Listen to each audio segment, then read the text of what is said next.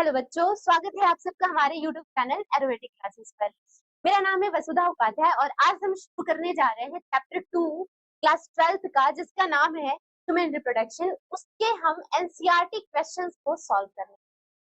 तो चलिए शुरू करते हैं, ठीक है। और इस चैप्टर का हमने थ्योरी जो पार्ट है, थ्योरेटिकल पार्ट है, हमने कर लिया है। अब हम इसे सॉल्व करेंगे और फिर इसके बाद इससे रिलेटेड एक और वीडियो आएगी जिसमें कि हम पीवाईक्यूज को डिस्कस करेंगे। जितने भी एग्जाम से रिलेटेड क्वेश्चंस हैं, जो या तो जो आपके एग्जाम से पूछे गए हैं प्रीवियस ईयर्स में, उसके बारे में हम पढ़ेंगे। तो शुरू करते हैं सबसे पहले क्वेश्चन से। पहला क्वेश्चन आपसे पूछा जा रहा है,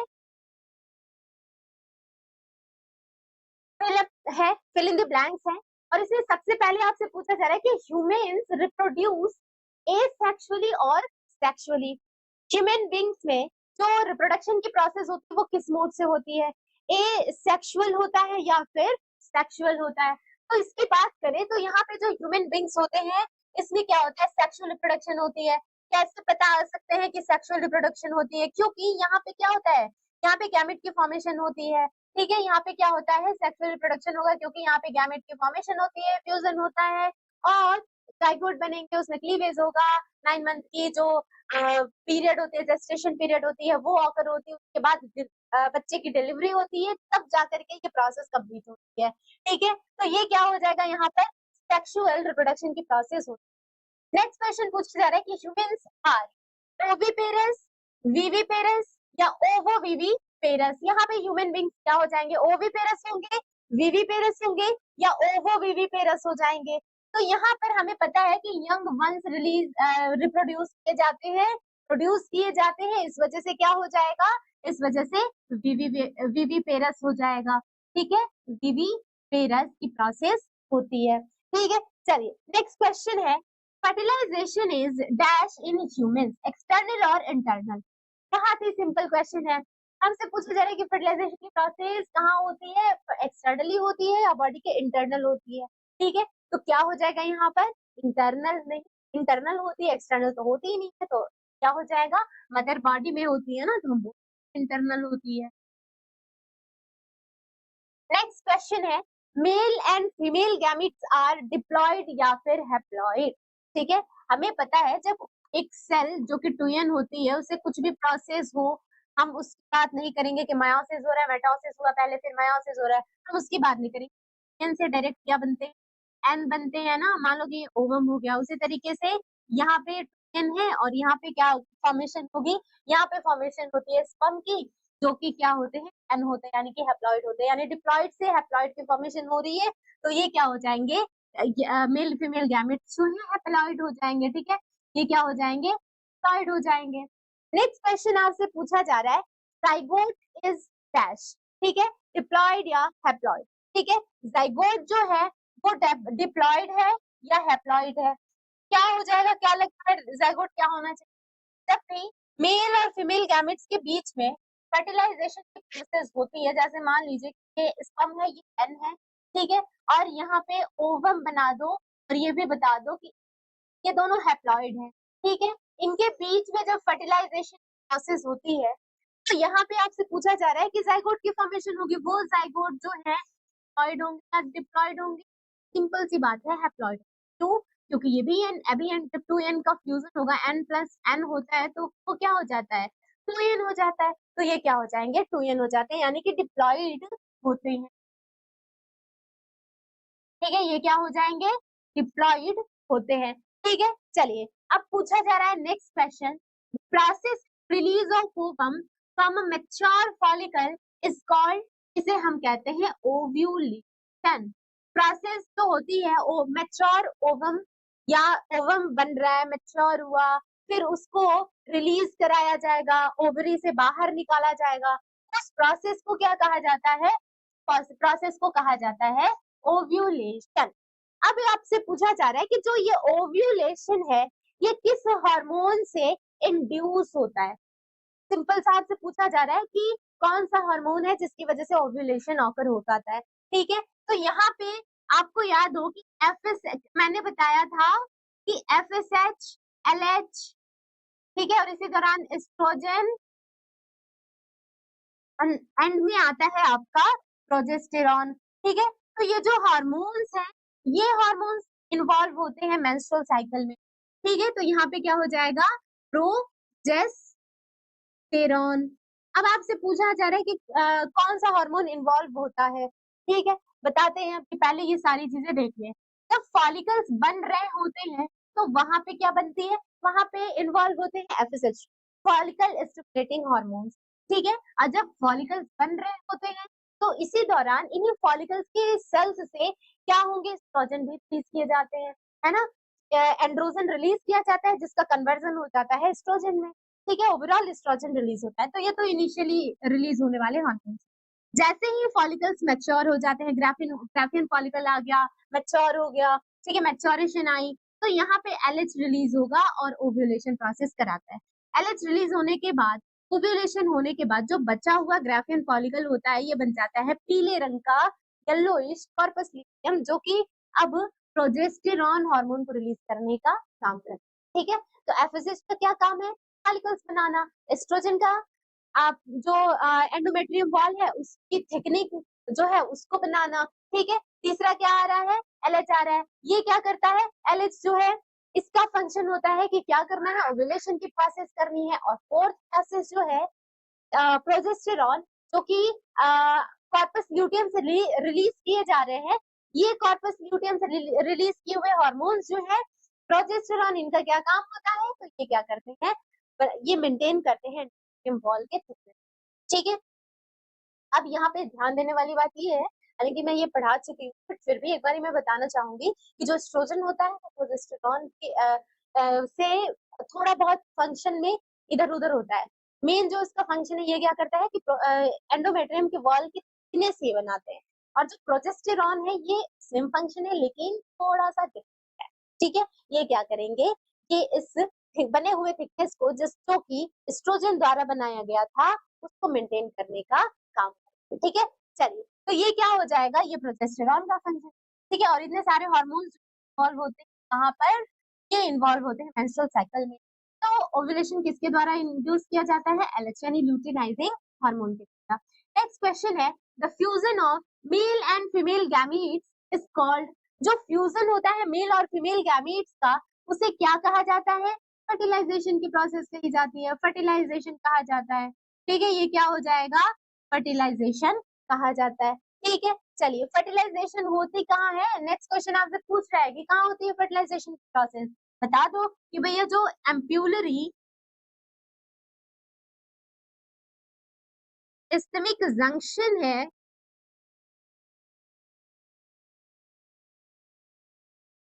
यहीं पे होती है प्रोसेस, ठीक है। एम्प्यूलरी इस्टमिक जंक्शन पे ही क्या होता है, फर्टिलाइजेशन प्रोसेस होती है, ठीक है।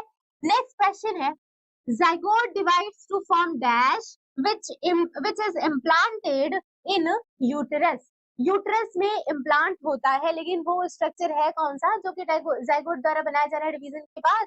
तो देखो, याद करो मैंने बताया था कि जैसे फर्टिलाइजेशन होती है एम्प्यूलरी इस्टमिक जंक्शन, वो अब क्या करेगा, जाइगोट धीरे धीरे नीचे की ओर ट्रेवल करना शुरू करेगा, ठीक है। यानी कि अब वो एम्प्यूलरी इस्टमिक जंक्शन से यूटरस की ओर क्या कर रहे हैं, ट्रेवल करना शुरू कर रहे हैं, ठीक है। अब इसी दौरान क्लीवेज की प्रोसेस भी होती रहती है ना। और ये क्या करेंगे, माइटोटिकली डिवाइड करते रहते हैं, सेल्स ब्लास्टोमियास आते रहते हैं और तब तक ये डिवाइड करते हैं तब तक कि क्या ना हो जाए, ब्लास्टोसिस्ट की फॉर्मेशन, यानी कि खोखली जगह की फॉर्मेशन होता है। जैसे ही ब्लास्टोसिस्ट की फॉर्मेशन होती है, ये क्या होता है, जो एंडोमेट्रियम की आउटर वॉल है, यूट्रस की आउटर वॉल एंडोमेट्रियम लेयर है, इस पे जाकर के और ये एम्बेड हो जाता है, ठीक है। तो ये कब होता है, जब यहाँ पे क्या होगा, ब्लास्टोसिस्ट बनेगा, यानी कि जाइगोट डिवाइड करके और क्या करते हैं, ब्लास्टो टेस्ट के फॉर्मेशन करते हैं, जिसके बाद इनका इम्प्लांटेशन हो जाता है यूट्रस से। The structure which provides vascular connection between foetus and uterus is called, इसे क्या कहा जाता है, इसे कहा जाता है प्लेसेंट, ठीक है। यानी कि वो स्ट्रक्चर जो वेस्कुलर कनेक्शन बनाने का काम करते हैं between foetus and mother body या यूटरस, उसे क्या कहा जाता है, प्लेसेंटा कहा जाता है ना। और फिटस में भी जो एम्ब्रियो है उसकी आउटर मोस्ट वॉल जो है, ट्रोफोब्लास्ट जो है वो, और यूटरस के जो यूटेराइन टिश्यूज है या आउटर मोस्ट वॉल के जो टिश्यूज है वो एक साथ क्या होते हैं, कंबाइन होकर के एसोसिएट हो जाते हैं, प्लेसेंटा की फॉर्मेशन करते हैं, जिसे क्या स्ट्रक्चर की फॉर्मेशन करेंगे, जिसे क्या कहा जाएगा, प्लेसेंटा। क्या कहा जाता है, प्लेसेंटा कहा जाता है, ठीक है। और ये प्लेसेंटा क्या हो जाएगा, यहाँ पे फॉर्मेशन हो जाती है। तो ये था आपका क्वेश्चन नंबर 1 जिसमें फिलअप किए हुए थे। Move to the next question, question number 2। आपसे पूछा जा रहा है कि draw a labelled diagram of male reproductive system. ठीक है, यहाँ पे आपको डायग्राम बनाना है मेल रिप्रोडक्टिव सिस्टम का। सबसे पहले जब भी ये क्वेश्चन आए आप थोड़ा सा कुछ पॉइंट्स लिख दिया करो, जैसे कि mail reproductive system, mail reproductive system located in, कहाँ लोकेटेड होते हैं ये, located in pelvic region. Pelvis region में क्या होता है, ये लोकेटेड होते हैं, ठीक है। चलिए नेक्स्ट क्वेश्चन है, नेक्स्ट पॉइंट आप लिख दो कि जो ये मेल और फीमेल रिप्रोडक्टिव ऑर्गन्स है या सिस्टम है, इसे कुछ ऑर्गन्स में डिवाइड कर दिया जाता है based on the function they perform. सबसे पहले आता है, यहाँ पे सबसे पहले क्या आ जाएगा, प्राइमरी सेक्स ऑर्गन, और फिर दूसरा आ जाता है सेकेंडरी सेक्स ऑर्गन। सबसे पहले क्या हुआ, प्राइमरी सेक्स ऑर्गन आए, फिर क्या हुआ, सेकेंडरी सेक्स ऑर्गन आए। प्राइमरी सेक्स ऑर्गन की बात करें तो हमेशा याद रखो कि चाहे वो मेल हो चाहे वो फीमेल हो, प्राइमरी सेक्स ऑर्गन में वही ऑर्गन आते हैं जो गैमेटोजेनेसिस करते हैं। अब अगर फीमेल है तो oogenesis होगी, ओवम बनाने की प्रोसेस वहां पे होगी, यानी कि वो क्या हो जाती है, ओवरी, और कुछ हार्मोन्स भी जाते हैं। मेल की बात करें तो यहाँ पे क्या आ जाते हैं, टेस्टिस, जिसमें कि स्पर्मेटोजेनेसिस होती है, स्पर्म की फॉर्मेशन होती है, और साथ ही साथ यहाँ पे कुछ हार्मोन्स भी जाते हैं, ठीक है। चलिए तो यहाँ पे लिख दो, क्योंकि हमें बताना किसका है, सिर्फ मेल का हम डिस्क्राइब कर रहे हैं ना, तो हम लिख देंगे टेस्टिस या पेयर ऑफ टेस्ट, तो पेयर ऑफ टेस्टिस। वही तो सेकेंडरी सेक्स ऑर्गन है, यहाँ पे क्या हो जाएगा, ये फर्दर डिवाइडेड होते हैं इनटू 3 पार्ट्स। पहला होता है accessory duct, accessory gland, and last आता है एक्सटर्नल जेनिटल। ठीक है, लास्ट क्या आ जाएगा, एक्सटर्नल जेनिटेलिया आ जाएगा, जिसमें कि आते हैं यहाँ पर पेनिस। ठीक है, यहाँ पे पेनिस को रखा जाता है, ठीक है, जो कि क्या है, एक्सटर्नल जेनिटेलिया है। उसी तरीके से जो यहाँ पर एक्सेसरी ग्लैंड्स हैं, इसमें 3 ग्लैंड्स आ जाते हैं ना। सबसे पहले क्या आएगा, सेमिनल वेसिकल, सेमिनल वेसिकल। दूसरा क्या आ जाएगा, प्रोस्टेट ग्लैंड, प्रोस्टेट ग्लैंड। और तीसरा क्या आ जाएगा यहाँ पे, बल्बोयूरेट्रल ग्लैंड्स, जिसे कि काउपर्स ग्लैंड भी कहा जाता है। तो ये स्ट्रक्चर्स इसमें आ जाएंगे। एक्सेसरी डक्ट में सारे के सारे वो पार्ट्स या वो एक तरीके से कह सकते हैं कि स्ट्रक्चर्स जो टेस्टिस, क्या हो रहा है, टेस्टिस में प्रेजेंट टेस्टिकुलर लोब्यूल्स, उसमें प्रेजेंट जो सेमिनिफेरस ट्यूब्यूल्स हैं, वहां पे होती है स्पर्म की फॉर्मेशन।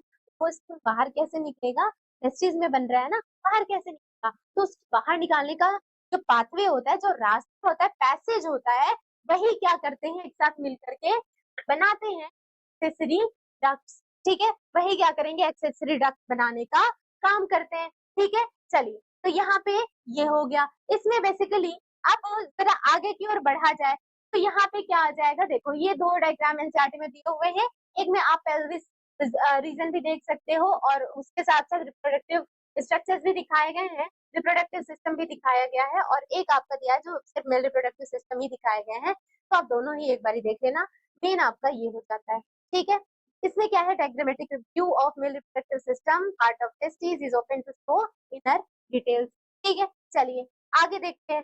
तो यहाँ पे आप अगर देखो तो सबसे पहले दोनों साइड क्या प्रेजेंट है, इस तरीके से टेस्टिस प्रेजेंट है, जो कि ऐसे ही नहीं प्रेजेंट होता, एक पाउच लाइक स्ट्रक्चर में प्रेजेंट होता है, जिस पाउच को हम क्या कहते हैं, कैविटी कहते हैं और वो स्क्रोटम कहते हैं, और वो स्क्रोटम में ही क्या होते हैं, प्रेजेंट होते हैं दोनों ही टेस्टिस। ठीक है, इसके अलावा अब ये जो इसके अंदर के स्ट्रक्चर्स हैं, तो ये टेस्टिस कई सारे इस तरीके से बात करी जाए तो कई सारे लोब्यूल्स इस तरीके से प्रेजेंट होते हैं।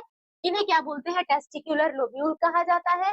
और ये टेस्टिकुलर लोब्यूल्स जो है, इनके अंदर के स्ट्रक्चर्स कौन से होते हैं, हाईली कॉइल्ड स्ट्रक्चर होता है। इस तरीके से कॉइलिंग होती है जिसकी नंबरिंग 1 से 3 हो सकती है, 1 भी हो सकते हैं, 2 भी हो सकते हैं, 3 भी हो सकते हैं, जिसका नाम है सेमिनिफेरस ट्यूब्यूल। तो सेमिनिफेरस ट्यूब्यूल ही वो पार्ट है, हाईली कॉइल्ड स्ट्रक्चर है, एक्सट्रीमली हाईली कॉइल्ड स्ट्रक्चर है, जिसके अंदर क्या होती है, स्पर्मेटोजेनेसिस, स्पर्म की फॉर्मेशन।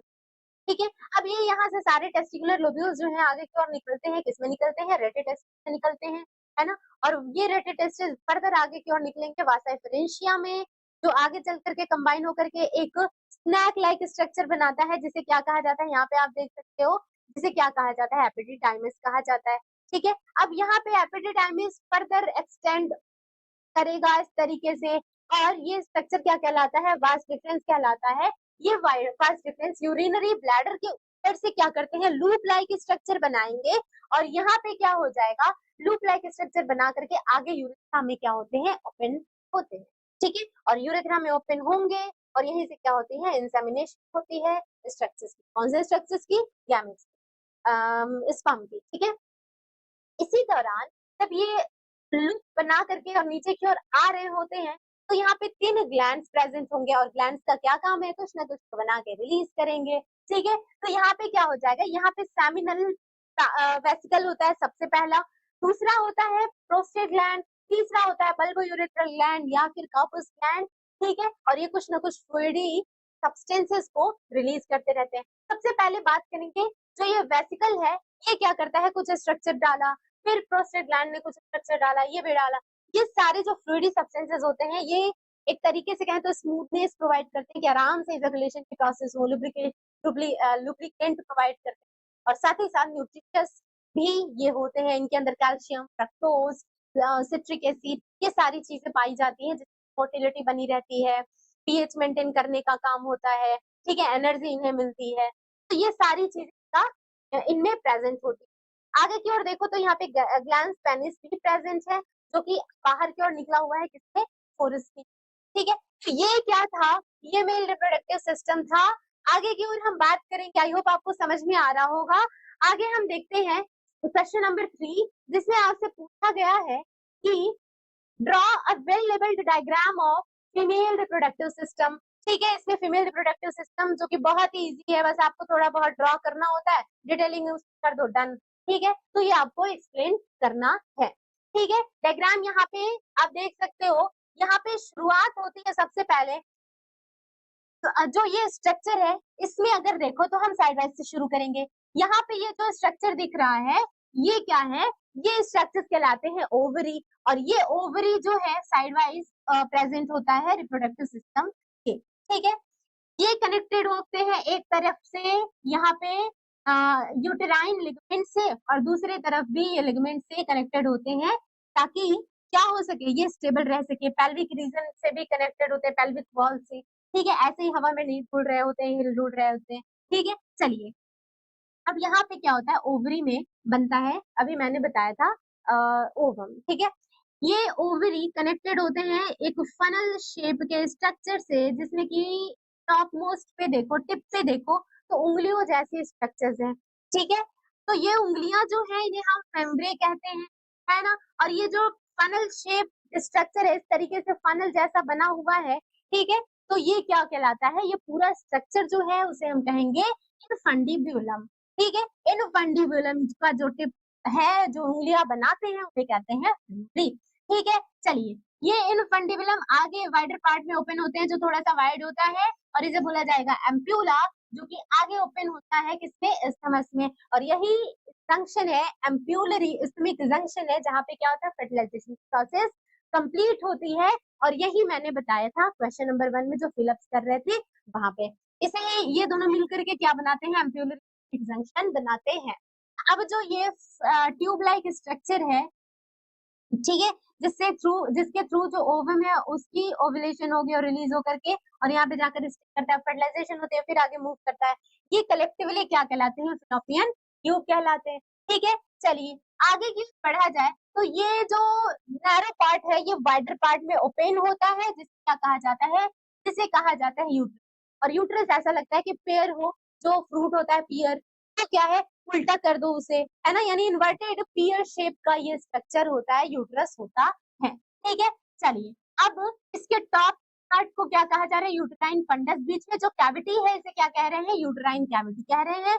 और आगे की ओर ये क्या होते हैं? निकलते हैं सर्विक्स से। ठीक है, ये क्या निकल रहे हैं आगे की ओर? सर्विक्स में निकल रहे हैं। ठीक है, चलिए अब एक और चीज आप देखो, जो ये सर्विक्स है ये सर्वाइकल वॉल हो गई, है ना, और ये जो सर्विक्स है इसके बीच में एक पतली सी जगह है, रास्ता है, जिसे हम क्या कहते हैं? बर्थ कैनाल या सर्विकल कैनाल कहते हैं। और यहाँ से क्या होती है? जो भी फिटस है, जो भी बच्चा है उसका जन्म होता है, और ये होती है नैरो पार्ट, जिसे क्या कहा जाएगा? सर्विकल कैनाल कहा जाएगा। ये सर्विकल कैनाल आगे की ओर ओपन होते हैं इनटू दी वजाइना। ठीक है, चलिए तो सारी बातें हमने कर ली, लेकिन जो यूट्रस है, इस यूट्रस की बात करें तो तीन इसकी वॉल्स होती हैं। सबसे आउटर वॉल होती है एंडोमेट्रियम। ठीक है, पेरीमेट्रियम। सबसे बाहर क्या प्रेजेंट है? पेरीमेट्रियम प्रेजेंट है, जिसका काम क्या होता है? या तो सपोर्ट या फिर एक तरीके से प्रोटेक्शन का काम कर सकते हैं।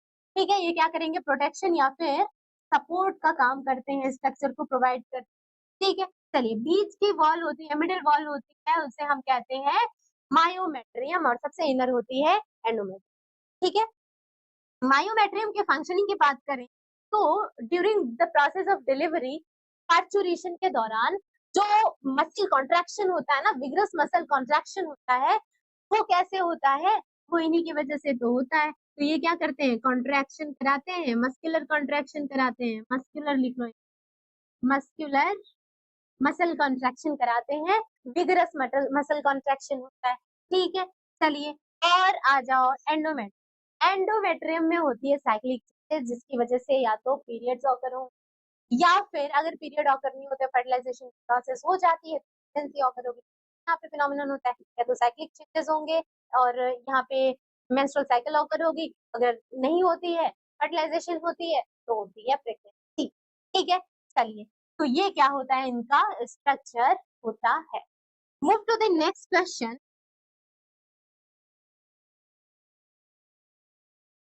Right two major function of testis and ovary. सबसे पहले इधर आप लिख लो टेस्टिस।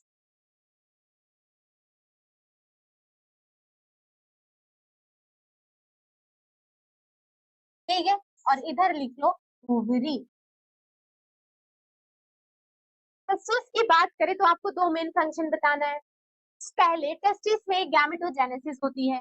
दोनों ही स्ट्रक्चर में क्या होते हैं? पहला क्या हो जाएगा? गैमेटोजेनेसिस, यानी कि यहाँ पे जो टेस्टिस है इसमें क्या हो जाएगा? स्पर्म की फॉर्मेशन होती है, जिसके प्रोसेस को कहते हैं स्पर्मेटोजेनेसिस। ठीक है, स्पर्मेटोजेनेसिस होता है। ठीक है, और अगर हम ओवरी की बात करें तो यहाँ पे क्या होती है? oogenesis होती है। oogenesis की प्रोसेस होती है। स्पर्मेटोजेनेसिस में आप देखोगे कि जो ये स्ट्रक्चर्स हैं ये क्या करते हैं? यहाँ पे क्या हो जाएगा? यहाँ पे जो स्ट्रक्चर है वहां पे क्या बनेगा? स्पर्म की फॉर्मेशन होती है, और यहाँ पे क्या हो जाता है? यहाँ पे होता है ओवम की फॉर्मेशन। ओवम की फॉर्मेशन होती है। ठीक है, ये तो पहला हो गया।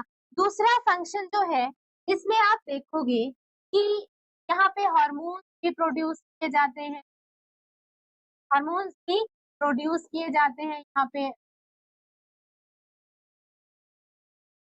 या फिर सिंथेसिस भी लिखा जा सकता है। ठीक है,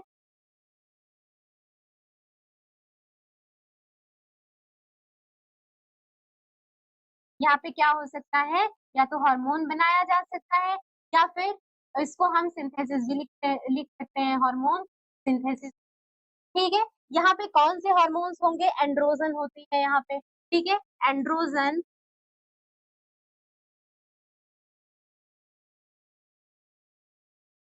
एंड्रोजन होती है, जिसमें मेजोरिटी में क्या प्रेजेंट होता है, androgen are the group of male reproductive या मेल हार्मोन्स, जिसमें कि सबसे ज्यादा बनाया जाता है टेस्टोस्टेरोन, ठीक है, टेस्टोस्टेरोन सबसे ज्यादा बनाया जाता है। वहीं अगर हम यहाँ बात करें तो यहाँ पे क्या होगा, एस्ट्रोजन एंड प्रोजेस्टेरॉन बनाया जाता है, ठीक है। तो ये क्या है, ये इनका दो मेन फंक्शन है, जिससे कि इनकी क्या होती है, यहाँ पे स्पर्म बनाया जाएगा टेस्टिस में, और एंड्रोजन जिस मेजोरिटी में प्रेजेंट होता है टेस्टोस्टेरोन, ये इनका फंक्शन है। ओवरी जिसमें कि oogenesis होती है, ओवम का फॉर्मेशन होगा, और साथ ही साथ यहाँ पे एस्ट्रोजन एंड प्रोजेस्टेरॉन भी रिलीज किए जाते हैं, ठीक है। चलिए, तो ये तो हमारा क्वेश्चन नंबर 4 था, जो कि बहुत ही इजी था। नेक्स्ट क्वेश्चन, अगला क्वेश्चन है हमारा, describe the structure of a seminiferous tubule, ठीक है। आपको सेमिनिफेरस ट्यूब्यूल के बारे में बताना है। सबसे पहले हम डायग्राम से शुरू करेंगे। सबसे पहले जो ये टेस्टिस है, ठीक है, हम इधर बनाते हैं, ये आपका मान लो टेस्टिस है, तो इस टेस्टिस में कई सारे लोब्यूल्स प्रेजेंट होते हैं, इस तरीके से कई सारे लोब्यूल्स क्या होंगे, प्रेजेंट होंगे, जिसे क्या कहा जाता है, टेस्टिकुलर लोब्यूल कहा जाता है। और इस टेस्टिकुलर लोब्यूल में आप देखोगे कि हाईली कॉइल्ड क्या प्रेजेंट होते हैं, इस तरीके से एक या दो या तीन नंबरिंग में प्रेजेंट होते कहा जाता है सेमिनिफेरस ट्यूब्यूल। तो इस तरीके से इनकी प्रेजेंस एक भी हो सकते हैं, दो भी हो सकते हैं, तीन भी हो सकते हैं, ठीक है।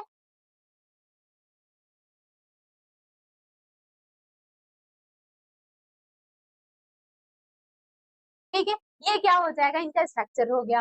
अब ये जो व्हाइट हाईली कॉइल्ड पार्ट है, इसे क्या कहा जाता है, इसे ही कहा जाता है सेमिनिफेरस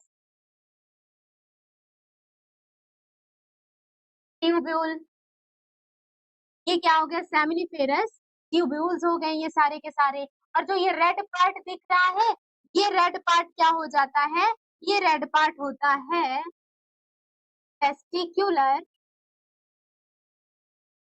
लोब्यूल्स, ठीक है। ये क्या है, टेस्टिक्युलर लोब्यूल्स प्रेजेंट है, ठीक है। आपसे पूछा है कि describe the structure of seminiferous tubule, seminiferous tubule के स्ट्रक्चर को क्या करना है, डिस्क्राइब करना है, ठीक है। चलिए शुरू करते हैं, यानी कि हमें सिर्फ इसके बारे में बात करनी है। यहाँ पे सबसे पहले हम इसके डायग्राम को बनाएंगे, ठीक है। सबसे पहले क्या करेंगे, हम इसके डायग्राम को बनाएंगे, ठीक है। चलिए, डायग्राम की बात करें तो जो सेमिनिफेरस ट्यूब्यूल होता है, वो आप देखोगे इस तरीके से प्रेजेंट होगा, ठीक है। और ये दो तरीके के जो सेल्स होती हैं, यानी कि ये जो स्ट्रक्चर्स हैं, ये लाइंड होते हैं,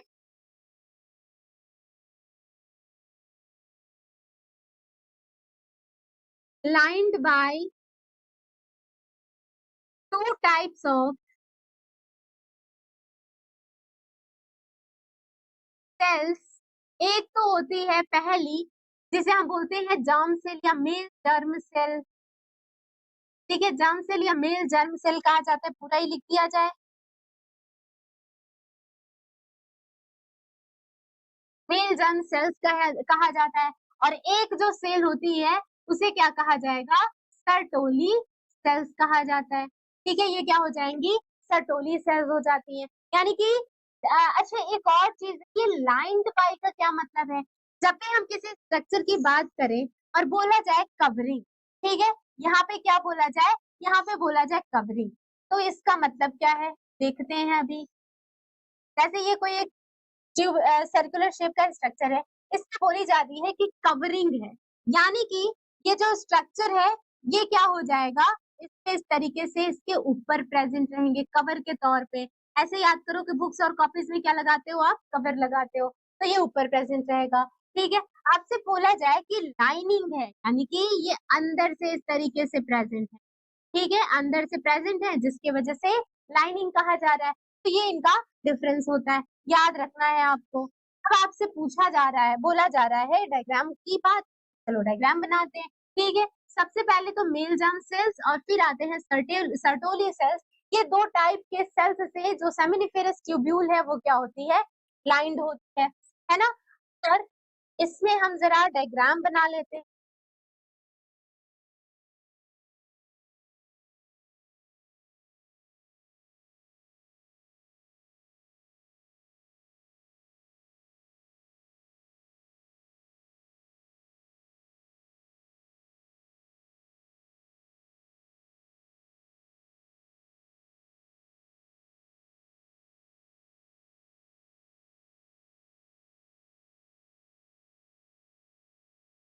ठीक है, ये इस तरीके से क्या हो गए, इस तरीके से ये आपका स्ट्रक्चर हो गया। अब यहाँ पे कहा जा रहा है कि दो तरीके के सेल से ये घिरे हुए होते हैं, मिलजम सेल और सर्टोली सेल, जो हम आगे देखें।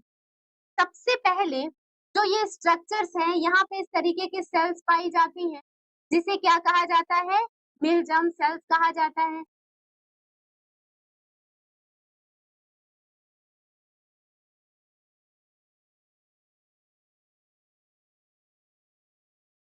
ये इस तरीके से प्रेजेंट होती है, जिसे क्या कहा जाता है, मिलजम सेल्स कहा जाता है ना। इस तरीके से ये पूरी हर जगह प्रेजेंट होंगी, यहाँ पे भी प्रेजेंट होंगी,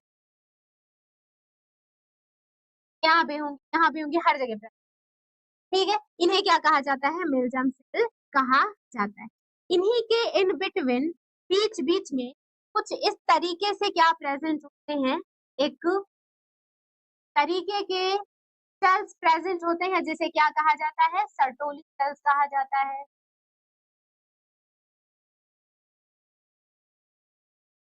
तरीके से क्या प्रेजेंट होते हैं, सर्टोली सेल कहा जाता है, ठीक है। चलिए आगे अगर देखा जाए तो पहले इनकी हम लेबलिंग कर लें। सबसे पहले तो ये क्या है आपका, सेमिनिफेरस ट्यूब्यूल है। इस सेमिनिफेरस ट्यूब्यूल के अंदर ये तो स्ट्रक्चर्स दिख रहे हैं, इसे हम क्या कहते हैं, इसे हम कहते हैं स्पर्मेटोगोनिया या फिर male germ cells, male germ cells कहा जाता है, ठीक है। चलिए इसके अलावा जो येलोइश पार्ट दिख रहा है, इस येलो कलर्ड स्ट्रक्चर को क्या कहा जाता है, इसे हम कहते हैं सर्टोली सेल्स, है ना। ये क्या हो जाएंगे, सर्टोली सेल्स हो जाते हैं। और यहीं पे पाए जाते हैं, बनते हैं स्पर्मेटो, वो आपके एनसीईआरटी में दिया हुआ है, तो थोड़ा बहुत बना लिया जाए, ठीक है। यहाँ पे इस तरीके से क्या प्रेजेंट है, स्पर्मेटो जो आप प्रेजेंट है,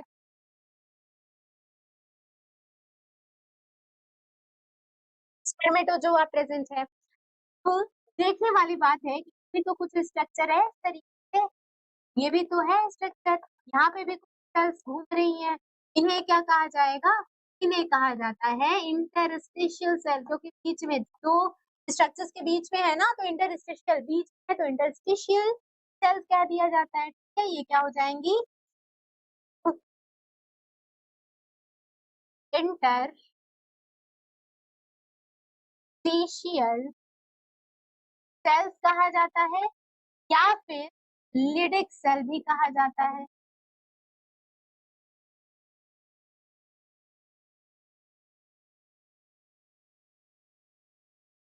लिडिक सेल्स भी कहा जाता है, ठीक है। और ये क्या होता है, कंप्लीट स्ट्रक्चर होता है सेमिनिफेरस ट्यूब्यूल का, ठीक है। चलिए अब यहाँ पे याद रखना है इनके फंक्शंस क्या है। सबसे पहले जो स्पर्मेटोगोनिया या मेल जर्म सेल्स है, इनके क्या फंक्शन होते हैं, ये स्पर्मेटोगोनिया या सिंपल कह लो ना, क्यों बार बार इतना नाम, स्पर्म के फॉर्म, ठीक है। इनका क्या ना, इनका क्या काम होता है, ये करते हैं मेयोसिस सेल डिवीजन, ठीक है, और बनाते हैं फॉर्म्स स्पर्म, स्पर्म की फॉर्मेशन कर देते हैं। सर्टोली सेल, टोली सेल का क्या फंक्शन होता है, सर्टोली सेल्स जो होती हैं ये सपोर्ट एंड नरिशमेंट प्रोवाइड करने का काम करती हैं, नरिशमेंट प्रोवाइड करने का काम करती हैं। अच्छा, किससे नरिशमेंट प्रोवाइड किया जाएगा यहाँ पर? तो जो डेवलपिंग प्रोवाइड, किसको प्रोवाइड किया जाएगा? To developing sperms. जो स्पर्म्स यहाँ पे बन रहे हैं, डेवलपमेंट हो रही है उनकी, खाना पीना चाहिए ना, एनर्जी कहाँ से लेंगे, कैसे अपनी डेवलपमेंट करेंगे? तो वहां कहाँ से ये लेते हैं? ये लेते हैं सर्टोली सेल्स से। ठीक है, ये क्या हो जाएंगे? सर्टोली सेल्स से ये अपना नरिशमेंट लेते हैं। तो ये तो बात हो गई दोनों ही सेल्स की। ठीक है, चलिए भाई, अब एक तीसरा आता है इंटरस्टिशियल सेल या फिर लिडिक सेल। इनका क्या फंक्शन होता है? तो जो इंटरस्टिशियल सेल या लिडिक सेल होते, ये क्या करेंगे? ये जो है, ये मेन हार्मोन रिलीज करने का काम करते हैं। ठीक है, यानी कि हार्मोन बनाने का काम करते हैं। और कौन सा हार्मोन? एंड्रोजन,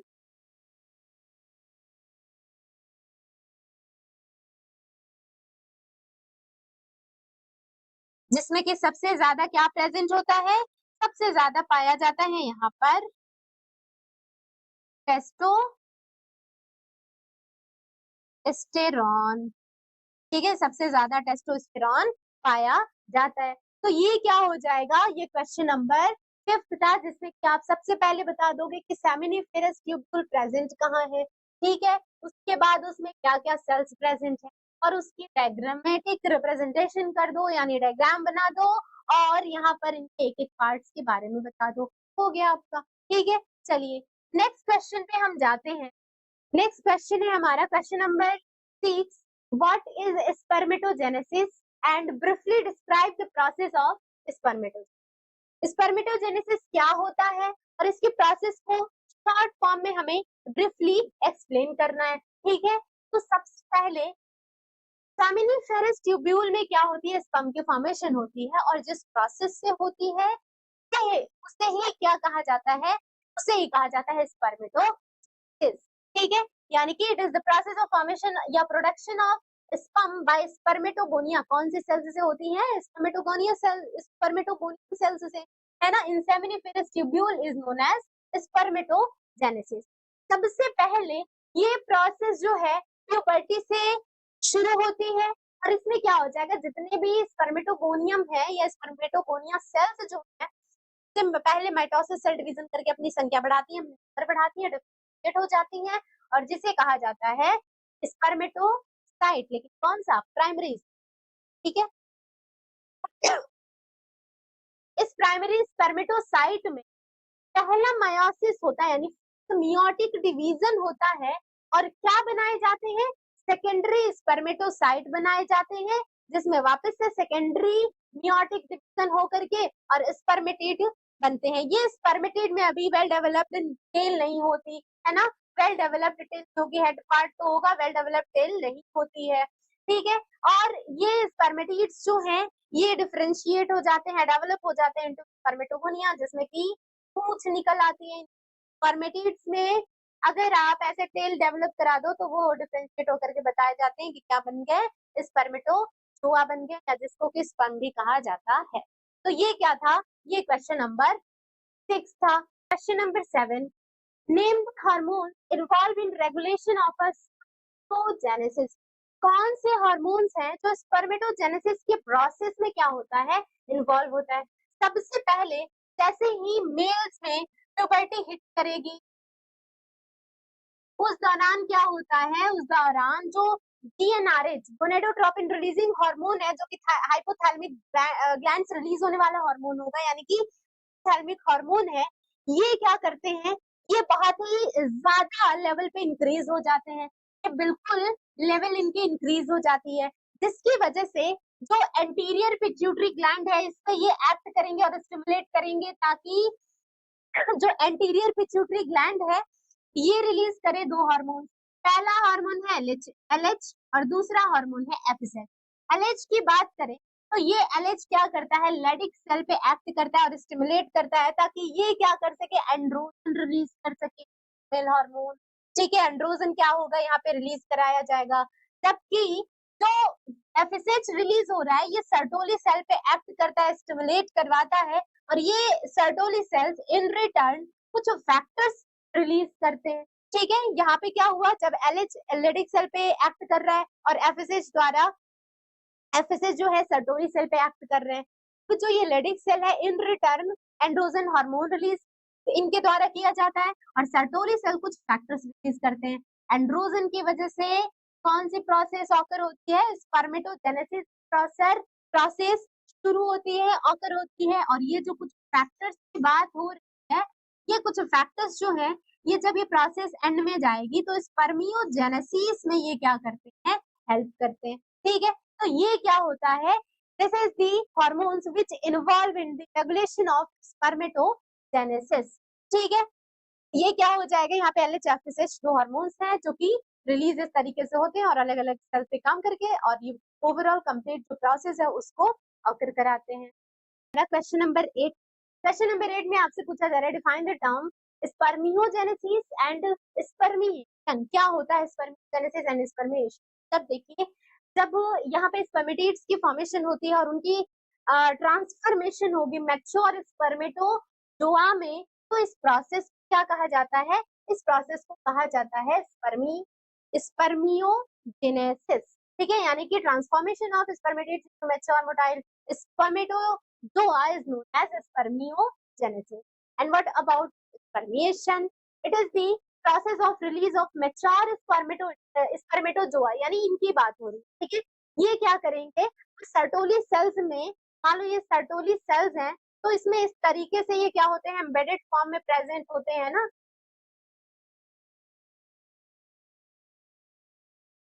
इस तरीके से एम्बेडेड फॉर्म में प्रेजेंट होते हैं।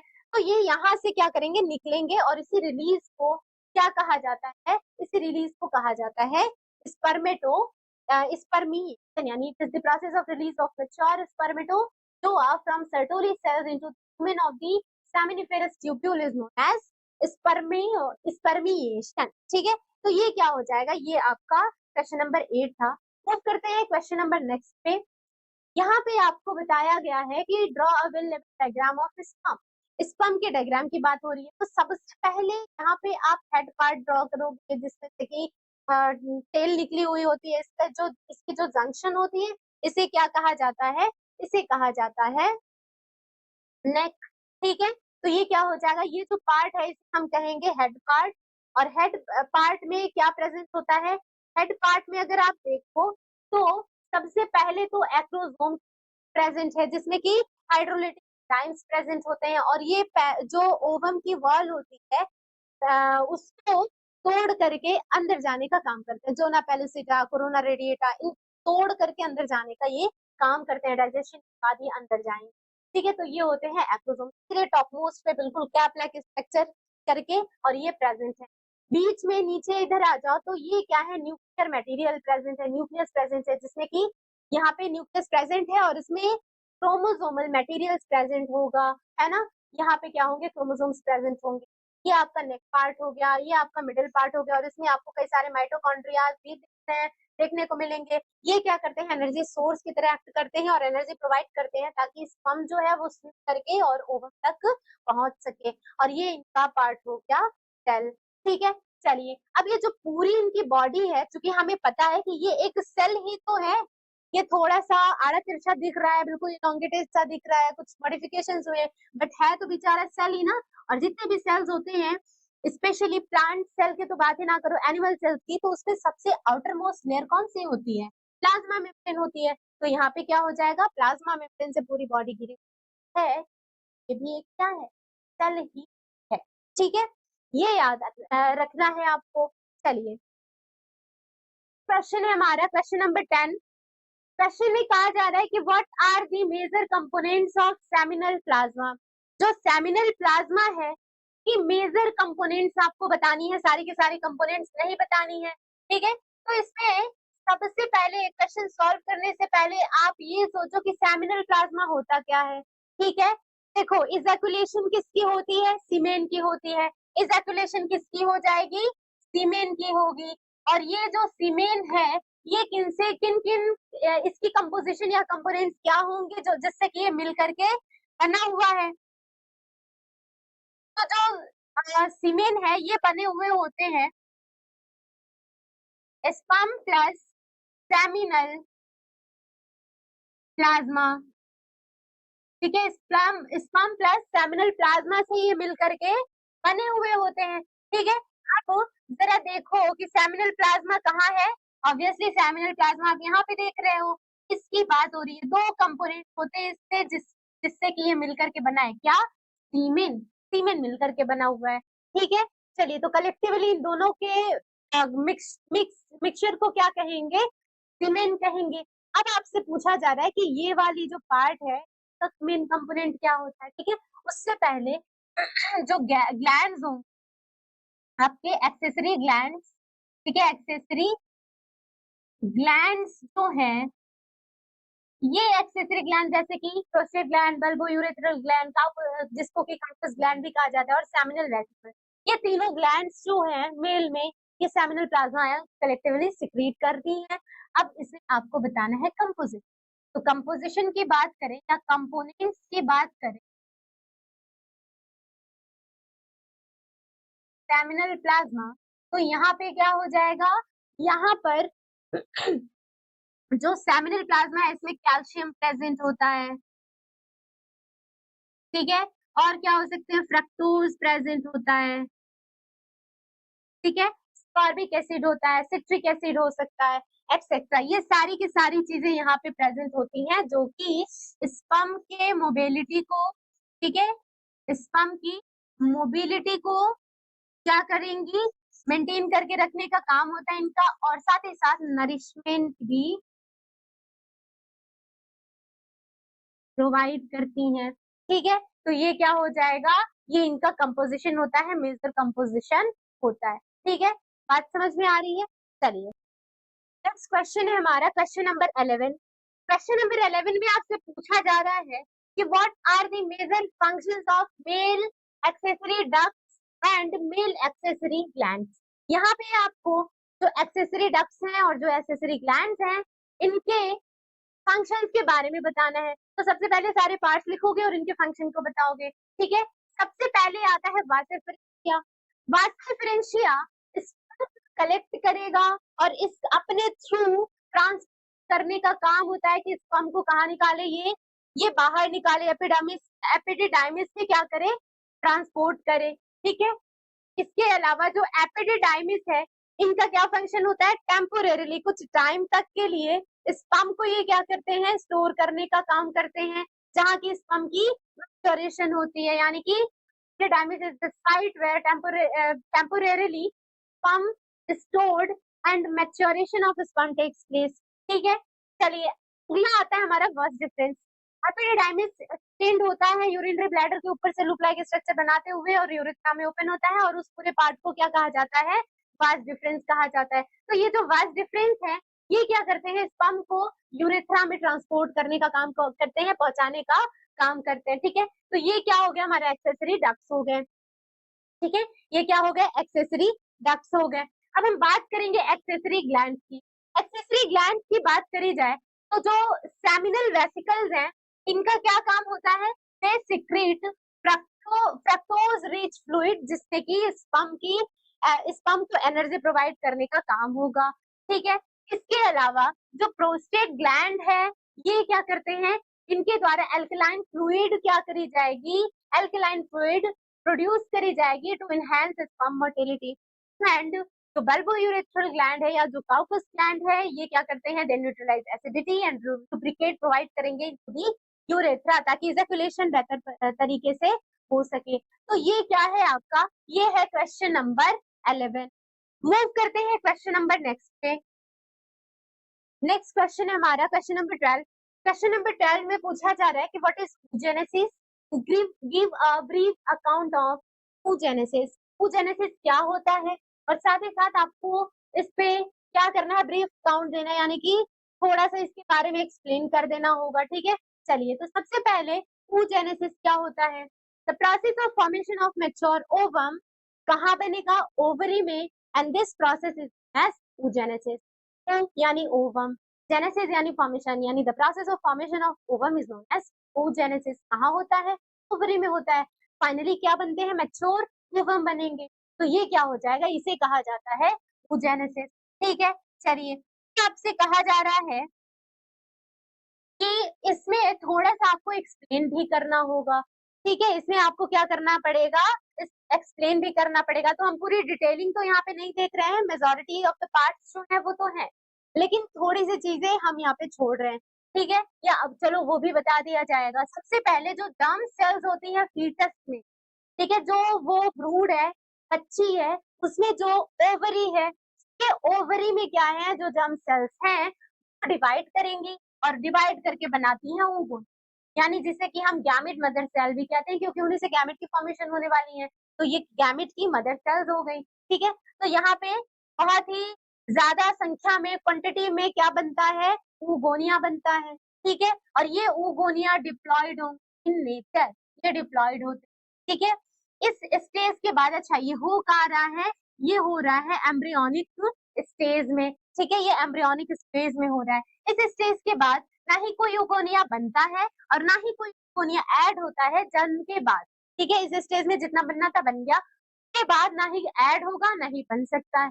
ठीक है, चलिए ये oogonia माइटोसिस यहाँ पे करके और डिफरेंशिएट हो जाते हैं, किसमें? प्राइमरी oocyte में, जिसकी प्लॉइडी क्या होगी? डिप्लॉयड होते हैं, ये भी 2n होते हैं। ठीक है, क्योंकि हुआ क्या है? माइटोसिस हुआ है।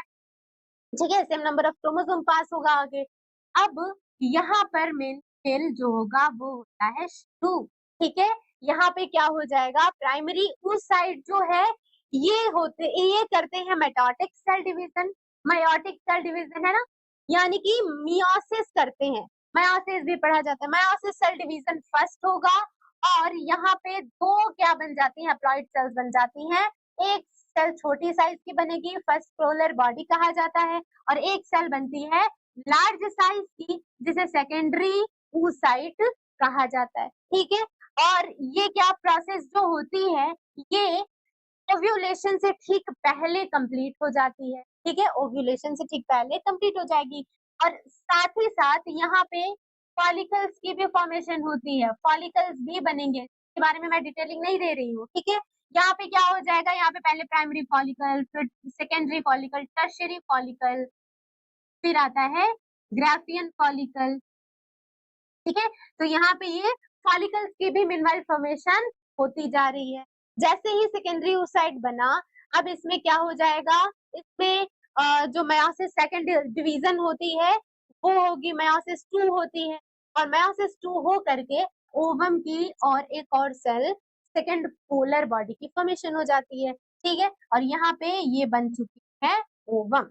लेकिन ये वाली प्रोसेस तभी मुमकिन है जब यहाँ पे होगी स्पर्म की एंट्री। स्पर्म जब एंटर करेगा तब जाकर के ये प्रोसेस पूरी होती है, अदरवाइज ये प्रोसेस नहीं होगी। ठीक है, और जब ओव्यूलेशन हो जाता है तो ओव्यूलेशन के दौरान क्या रिलीज किया जाता है? Secondary oocyte। सेकेंडरी oocyte जो है एम्ब्रियोलरी स्टैमिक जंक्शन पे जाकर के वेट करेंगे for the entry of sperm. अगर स्पर्म आता है तब तो होगा फर्टिलाइजेशन, फिर स्पर्म नहीं आता है, अच्छा फर्टिलाइजेशन के पहले भी यहाँ से सेकंड होगा और फटाफट यहाँ पे ओवम और सेकंड पोलर बॉडी बना दिए जाते हैं। ठीक है, चलिए अब ये क्या हो चुका है? ये हमने पूरा फ्लो चार्ट बना दिया, और ये क्या करोगे जब भी एग्जाम में पूछा जाएगा आप यहाँ पे एक्सप्लेन कर दोगे। ठीक है, अगला क्वेश्चन है हमारा क्वेश्चन नंबर 13। इस क्वेश्चन में आपसे पूछा गया है कि draw a labelled diagram of section through ovary. Ovary का हमें सेक्शन जो है वो दिखाना होगा इस डायग्राम में अलोंग विथ लेबलिंग। तो ये आप डायग्राम बना सकते हो। इसमें आप देख सकते हो कि हमने पढ़ा है कि जो ओवरी है, ओवरी को दो पार्ट्स में बांटा जाता है। ठीक है,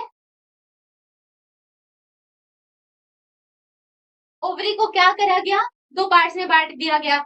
एक तो वो पार्ट्स जो कि किनारे पे प्रेजेंट है इतने, तो ये पार्ट्स है, एक तो ये हो जाएगा। ठीक है, और बीच का जो हिस्सा है, ये बीच के जो पार्ट्स हैं इन्हें, ठीक है, ये क्या हो जाते हैं? किनारे वाले और मिडल पार्ट, सेंट्रल पार्ट, जो बीच का हिस्सा है ये, ऐसे ये दो आप बांट दोगे, ठीक है। अब यहाँ पे आपसे कहा जा रहा है, देख सकते हो कि जो किनारे वाला हिस्सा है यहाँ पे क्या हो रहा है, यहाँ पे फॉलिकल्स की फॉर्मेशन हो रही है, ठीक है। यहाँ पे क्या हो रहा है, फॉलिकल्स बन रहे हैं। सबसे पहले क्या हुआ, सबसे पहले प्राइमरी फॉलिकल बना, फिर डेवलपमेंट हो गई, फिर यहाँ पे सेकेंडरी टर्शियरी फॉलिकल्स आएंगे। टर्शियरी फॉलिकल आते आते इनमें एंड्रम, जो फ्लूइड फिल्ड कैविटी होती है, वो दिखनी शुरू हो जाती है। फिर ये मैच्योर होकर के मैच्योर या फिर ग्राफियन फॉलिकल को बनाते हैं। और इस मैच्योर या ग्राफियन फॉलिकल की बात करें तो ये आगे चल करके अब यहाँ रप्चर हो जाएंगे, इसके बाद कोई फॉलिकल नहीं बनता, ये रप्चर हो जाते हैं। ओव्यूलेशन की प्रोसेस होती है इस फेज में। यहाँ पे क्या हो जाएगा, ओव्यूलेशन की प्रोसेस हो रही है। और साथ ही साथ आप देखोगे कि यहाँ पे सेकेंडरी oocyte या ओवम भी लिखा जा रहा है, ओवम भी पढ़ लो, है ना। ओवम क्या होता है, रिलीज हो जाता है ड्यूरिंग ओव्यूलेशन, ठीक है। तो ये क्या हुआ, ग्राफिन फॉलिकल रप्चर हुआ, ओवम को रिलीज कर दिया गया, ठीक है। यहाँ पे आपको पता है इस तरीके से इनफंडिबुलम प्रेजेंट होंगे जो इसको कलेक्ट करने का काम करते हैं, ठीक है। अब ये तो निकल गया, ओवम तो फॉलिकल से बाहर निकल गया ना, यहाँ पे क्या बची रह गए, जो रिमेनिंग पार्ट है ग्राफिन फॉलिकल की वो दिख रही है।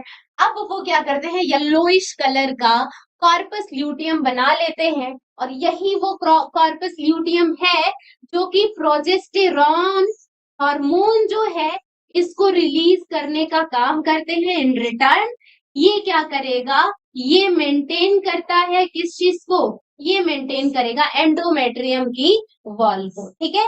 ये क्या करेंगे, एंडोमेट्रियम की वॉल को मेंटेन करते हैं, ठीक है। चलिए, तो ये क्या हो जाएगा, ये आपका हो गया कॉर्पस ल्यूटियम। फिर से एक बारी, डेवलपमेंट जैसे शुरू हुई, फॉर्मेशन शुरू हो गई, oogenesis शुरू हुआ, यहाँ पे प्राइमरी फॉलिकल्स बने।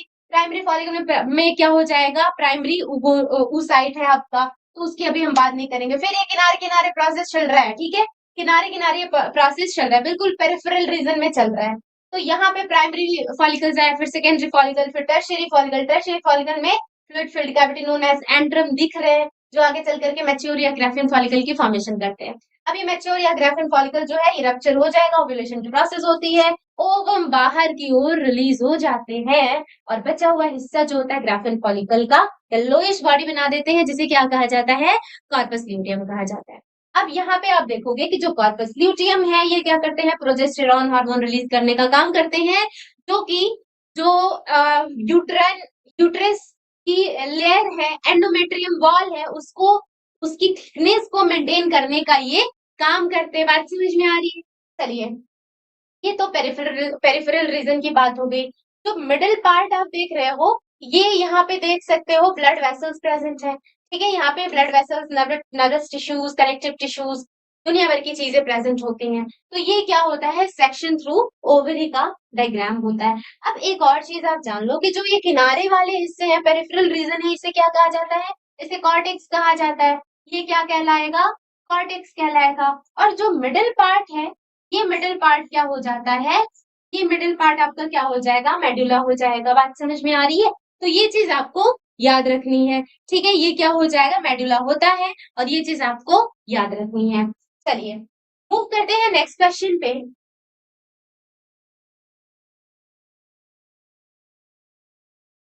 अगला क्वेश्चन है हमारा क्वेश्चन नंबर 14, जिससे कि आपको डायग्राम बनाना है, लेबल्ड डायग्राम बनाना है, किस चीज का, ग्राफियन फॉलिकल।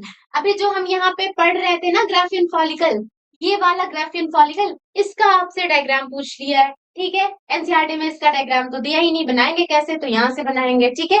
चलिए, अब यहाँ पे आपको डायग्राम बनाना है किसका, ग्राफियन फॉलिकल का, यानी कि मैच्योर फॉलिकल जो है उसमें जो स्ट्रक्चर्स होंगे उसको बताना होगा। तो एक जो मैच्योर ये ग्राफियन फॉलिकल होता है कुछ कुछ ऐसा दिखता है। सबसे पहले इसके सबसे बाहर इस तरीके से क्या प्रेजेंट होती है, इसके बाहर यहाँ पे क्या हो जाएंगे, लूज कनेक्टिव टिश्यूज प्रेजेंट होंगे, उसके बाहर आपकी कैपिलरीज प्रेजेंट है। इस तरीके के स्ट्रक्चर्स यहाँ पे आप देख सकते हो, ठीक है। तो चलिए शुरू करते हैं। यहाँ पे सबसे पहले तो अंदर वाले पार्ट से ही शुरू कर लो। अंदर ये क्या प्रेजेंट है, एग प्रेजेंट है, ठीक है, या फिर सेकेंडरी oocyte प्रेजेंट है, ठीक है। इसके किनारे किनारे पे क्या प्रेजेंट है, इसके किनारे प्रेजेंट है जोना पेलुसिडा की लेयर, और उसके बाहर आपकी प्रेजेंट है कोरोना रेडिएटा और ग्रैनुलोसा की सेल्स। ठीक है, ये जो एग है ये देख सकते हो एक स्ट्रक्चर से कनेक्टेड है जिसे हम क्या बोलते हैं, क्यूम्यूलस ऊफोरस बोला जाता है। और ये क्या हो जाएंगे, ये यहाँ पे कनेक्ट करने का काम कर रहे हैं। ठीक है, यहाँ पे ये इनका कनेक्शन हो जाता है। बात समझ में आ रही है? चलिए, इस तरीके से ये प्रेजेंट होंगे। ये जो सेल्स दिख रही हैं ये क्या हो जाएंगे, ये ग्रैनुलोसा के सेल्स हैं, मेम्ब्रेना ग्रैनुलोसा सेल्स है। और बाहर इसके आप देख सकते हो कहीं आपका थेका इंटरना प्रेजेंट है, कहीं आपका थेका एक्सटर्ना प्रेजेंट है। इसके अलावा यहाँ पे बीच में जो इंटरस्टिशियल सेल्स हैं ये भी प्रेजेंट होंगी। ठीक है, ये बाहर की ओर देख सकते हो। तो इस तरीके से ये पूरी स्ट्रक्चर प्रेजेंट है। अब इन बिटवीन अगर यहाँ पे देखो तो यहाँ पे आप एक स्ट्रक्चर देख सकते हो, बेसल लैमिना, और ये इनके यहाँ पे प्रेजेंस होती है। इसी के आसपास क्या हो जाएंगे, लूज कनेक्टिव टिश्यूज भी प्रेजेंट होते हैं। ठीक है, ये तो सारी बातें हो गई। अब एक मेन पार्ट, यहाँ पर आप फ्लूइड फिल्ड कैविटी या फॉलिकल जो है इसके अंदर क्या दिख रहा है आपको, एक कैविटी दिख रही है जिसे हम क्या बोलते हैं, एंट्रम। इसे हम क्या बोलेंगे, एंट्रम बोलेंगे। ठीक है, तो इस तरीके से ये यहाँ पे प्रेजेंट होते हैं। अब एक्रोसोम को एंट्रम से ना कंफ्यूज हो जाना। ठीक है, कई बच्चे यहाँ पे कंफ्यूज हो जाते हैं। अगर ओवम की बात हो रही है, ओवम के बाहर जो ग्राफियन फॉलिकल है इसमें क्या प्रेजेंट होते हैं, इसमें फ्लूइड फिल्ड कैविटी प्रेजेंट होती है जिसे एंट्रम कहते हैं।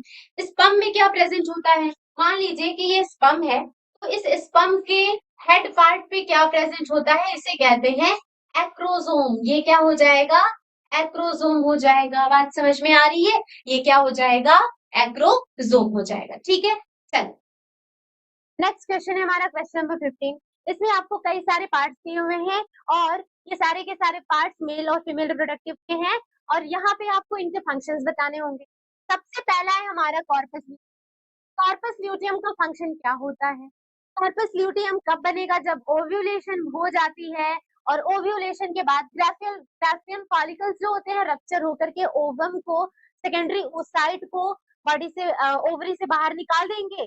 और फिर यहाँ पे अब ये जो रिमेनिंग पार्ट है ग्राफियन फॉलिकल का जिसमें कि सेकेंडरी ओसाइट एब्सेंट है, नहीं है, वो तो बाहर निकल गया। ठीक है, तो ये मिलकर के क्या बना देते हैं, कॉर्पस ल्यूटियम। अब देखो ओव्यूलेशन हुआ है, चांसेस तो दो है ना, या तो मेंस्ट्रुअल साइकिल ऑकर हो या फिर प्रेगनेंसी की प्रोसेस ऑकर हो। प्रेगनेंसी को मेंटेन करने के लिए, प्रेगनेंसी अगर होती है, मेंस्ट्रुअल साइकिल होती है तो कोई बात नहीं, लेकिन प्रेगनेंसी होगी तो इसके लिए क्या हुआ, इसके लिए यहाँ पे एक तरीका निकाला गया कि चलिए अब तो फॉलिकल्स रप्चर हो चुके हैं, एस्ट्रोजन बन नहीं सकता, एस्ट्रोजन बनना बंद हो गया है, तो अब क्या हो जाएगा, अब तो एस्ट्रोजन है नहीं ना, यहाँ पे एस्ट्रोजन नहीं है, तो कैसे मेंटेन किया जाएगा एंडोमेट्रियम की वॉल को, तो यहाँ पे आता है कॉर्पस ल्यूटियम। इसने कहा कि कोई बात नहीं, मैं एक काम करता हूँ, मैं ऐसे हार्मोन रिलीज करता हूँ जो कि एस्ट्रोजन के काम को आगे की ओर बढ़ाएगा। ठीक है, तो यहाँ पे इसने एक हार्मोन जिसका नाम है प्रोजेस्टेरॉन, प्रोजेस्टेरॉन इसको रिलीज करना शुरू कर दिया, जिसका काम क्या होता है, मेंटेन दी एंडोमेट्रियम वॉल। ठीक है, एंडोमेट्रियम वॉल को मेंटेन करना इसका काम होता है। ठीक है, ये प्रोजेस्टेरॉन क्या है, हार्मोन है। बात समझ आ रही? सेकंड है हमारा एंडोमेट्रियम। एंडोमेट्रियम का क्या फंक्शन हो जाएगा, तो देखिए इसमें हर मंथ साइक्लिक चेंजेस होते हैं। ठीक है, हर महीने यहाँ पे क्या होते हैं, साइक्लिक चेंजेस होते हैं।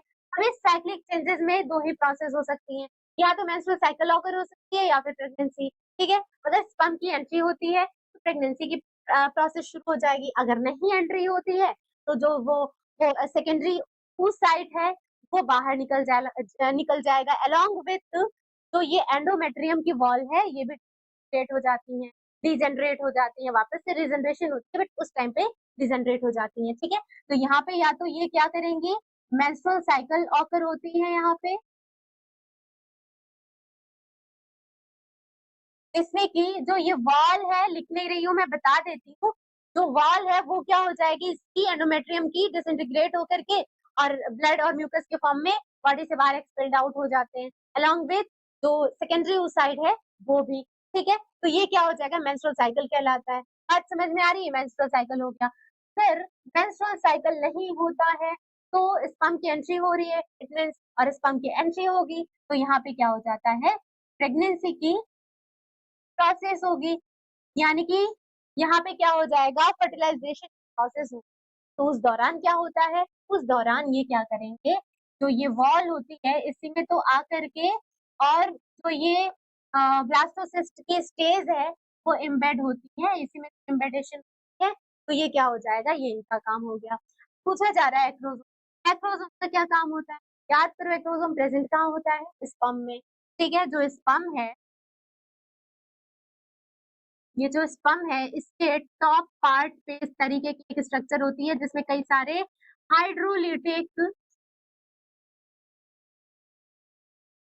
हाइड्रोलिटिक एंजाइम्स प्रेजेंट होते हैं। और ये हाइड्रोलिटिक एंजाइम्स जो है ये क्या करेंगे, इनका भी कुछ काम होता है। तो ये जहाँ हाइड्रोलिटिक एंजाइम्स है, ये इसी पार्ट को तो कहा जा रहा है ना एक्रोसोम, यही तो है एक्रोसोम। ठीक है, और थोड़ी ये कुछ यही एक्रोसोम है। ये एक्रोसोम क्या करेंगे, ये acrosome at the time of fertilization जो ओवम है, इस ओवम के around zona pellucida, corona radiata, ये सारी क्या होती है, सेल्स प्रेजेंट होती है ना, लेयर्स प्रेजेंट होती है ना। तो यहाँ पे ये एंटर करेंगे और ये जो जोना पेलुसिडा की बॉल होती है इसको क्या कहा जाए, ब्रेक डाउन, ब्रेक डाउन ज्यादा सही रहेगा, ब्रेक डाउन करके और अंदर क्या करेंगे, ओवम के एंट्री करते हैं और यही क्या होता है, इनका फंक्शन होता है। अच्छा, ये डाइजेशन कैसे कर पा रहे हैं इन वॉल्स का, इनको ब्रेक डाउन कैसे कर पा रहे हैं, due to the presence of hydrolytic enzymes. यही हाइड्रोलिटिक एंजाइम्स हैं जो इनको ये काम करने में मदद करते हैं। ठीक है, चलिए आगे है हमारा स्पर्म की टेल का क्या फंक्शन है। ठीक है, इससे भी इजी क्वेश्चन कुछ हो सकता है क्या, यहाँ पे स्पर्म की टेल की जो बात है वो पूछ रही है। ये क्या करते हैं, ये मोटिलिटी प्रोवाइड करते हैं, मोटिलिटी प्रोवाइड करते हैं किसको, स्पर्म को। ठीक है, और इसी जो टेल है इसकी मदद से ये मूव करके, और जब इजैकुलेशन हो जाती है तो फीमेल ट्रैक्ट में जो वजाइना है वहां से कहा जाते हैं एम्पुलरी स्टमक जंक्शन जाते हैं, जंक्शन तक जाते हैं, जहाँ की वो जो सेकेंडरी oocyte है वो वेट कर रहा है for the process of fertilization. अगर उसके बाद फिर क्या होगा, जाएंगे स्विम करके और वहां पे फर्टिलाइजेशन होती है। तो ये कैसे पॉसिबल हो पाया, due to the presence of tail in the body of the sperm cell. ठीक है, तो ये आपका याद रखना है आप। ठीक है, अब आपसे पूछा जा रहा है फिम्ब्रे की जो फंक्शनिंग है वो बता दो जरा। देखो फिम्ब्रे प्रेजेंट कहाँ होता है, फिम्ब्रे की अगर बात करें तो कहाँ प्रेजेंट होते हैं, जो ये, मैं सारा नहीं बताऊंगी, ये जो आपके फिलोपियन ट्यूब है इसमें जो इनफंडिबुलम होता है, ये इस तरीके से फिंगर लाइक प्रोजेक्शन हो जाती है ना, इट्स लाइक ऐसे हाथ है। ठीक है, तो ये क्या करते हैं, ओवरी से कनेक्टेड फॉर्म में प्रेजेंट होंगे। ठीक है, ओवरी से क्या होंगे, कनेक्टेड फॉर्म में प्रेजेंट होते हैं। और इनका क्या फंक्शन होता है कि जब भी यहाँ पे ओव्यूलेशन हो रहा हो तो उस दौरान व्हाट यू हैव टू, आपको जो यहाँ से ओवम, ओवम क्या है, ये वो तो सेकेंडरी oocyte है, तो जो सेकेंडरी oocyte रिलीज किया जा रहा है ओवरी से, उसे क्या करना है, कलेक्ट करना है और एम्प्यूलरी स्टमक जंक्शन तक ले आना है। बात समझ में आ रही है, एम्प्यूलरी स्टमक जंक्शन तक ले आना है। ये किसका काम है, ये काम है इसका, इसका फिम्ब्रे का। ठीक है, तो ये हमारा क्वेश्चन था, बहुत इजी था। मूव करते हैं नेक्स्ट क्वेश्चन पे। क्वेश्चन नंबर अगला आपसे पूछा जा रहा है, identify true and false statements and correct each. ठीक है, false statement to make it true. बात समझ में आ रही है, चलो सबसे पहले आपसे पूछा है कि androgens are produced by Sertoli cells, androgen जो है सर्टोली सेल्स के द्वारा प्रोड्यूस किया जाता है। ठीक है, क्या ये सही है, क्या जो एंड्रोजन हार्मोन है वो सर्टोली सेल द्वारा प्रोड्यूस किया जाता है, नहीं, ये तो फॉल्स है। ठीक है, ये क्या हो जाएगा, फॉल्स हो जाएगा। सही क्या होगा, सही ये होगा कि एंड्रोजन आर प्रोड्यूस्ड बाय, यहाँ पे क्या हो जाएगा, लेडिग सेल, लेडिग सेल्स द्वारा ये क्या होते हैं, प्रोड्यूस किया जाता है, जिससे क्या कहा जाता है, इंटरस्टिशियल सेल भी कहा जाता है। ठीक है, सर्टोली सेल तो नरिशमेंट प्रोवाइड करने का काम करते हैं स्पर्मेटोजोआ या जो डेवलपिंग स्पर्म है उसको। ठीक है, चलिए नेक्स्ट आपसे पूछा जा रहा है कि spermatozoa get nutrition from Sertoli cell. बिल्कुल सही, ये बिल्कुल सही है। ठीक है, अभी मैंने एक्सप्लेन किया। Leydig cells are found in ovary. क्या लेडिक सेल जो है ये ओवरी में पाई जाती है? बिल्कुल नहीं, है ना, बिल्कुल नहीं। ओवरी में कहाँ से पाए जाएंगे? जो लेडिक, ये सबसे पहले तो फॉल्स है। क्यों फॉल्स है? क्योंकि लेडिक सेल जो है ये कहाँ पाई जाएंगी? मेल रिप्रोडक्टिव ऑर्गन में पाई जाती है ना, और उसमें भी जो टेस्टिस में जो सेमिनिफेरस ट्यूब्यूल है इसमें पाई जाएंगे। ये कहाँ लेडिक सेल पहुंच गई? ओवरी में। तो ये क्या है?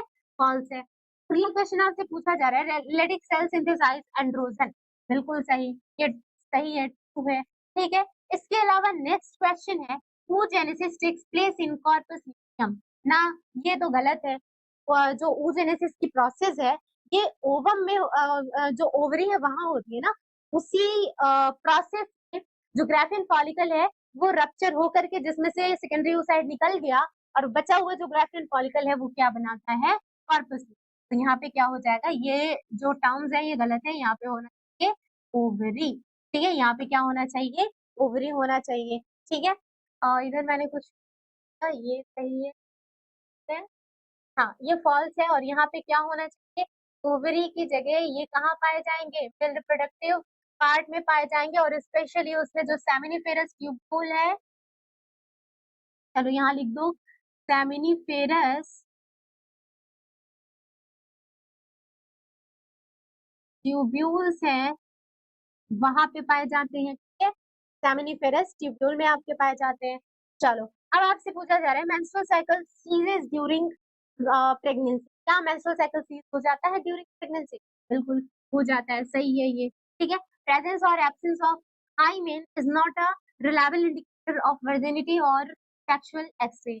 ये भी आपका सही। ठीक है, इसकी एब्सेंस कई सारे कारण से हो सकते हैं ना, फिजिकल एक्टिविटीज से हो सकती है, हॉर्स राइडिंग से, साइकिलिंग से, कोई भी जो एक्सरसाइजेस हो सकती है, एक्सट्रीम जो एक्सरसाइजेस उनसे हो सकती है।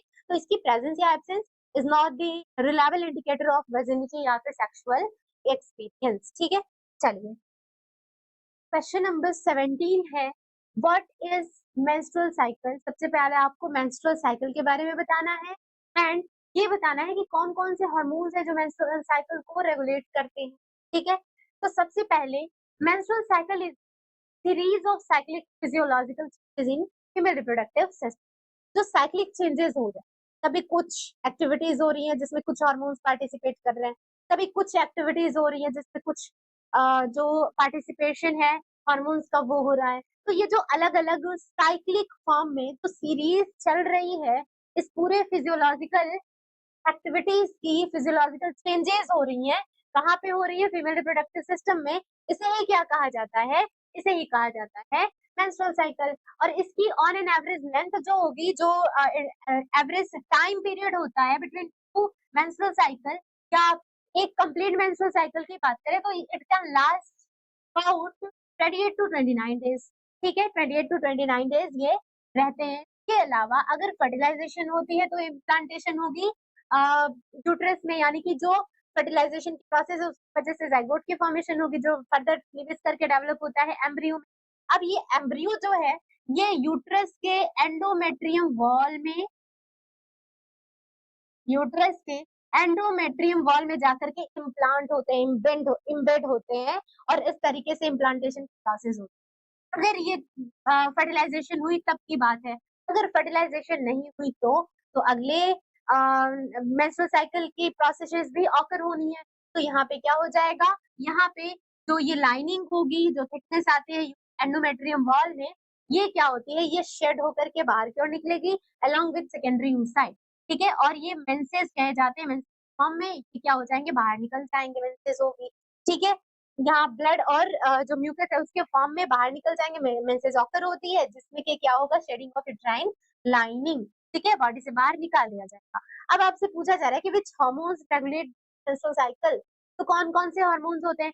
4 हार्मोन्स यहाँ पे होंगे। सबसे पहले हम इनके फंक्शन के अकॉर्डिंगली डिस्कस करेंगे। सबसे पहला आता है एफएसएच। एफएसएच क्या करता है, नाम से ही पता चल रहा है, फॉलिकल स्टिमुलेटिंग हार्मोन।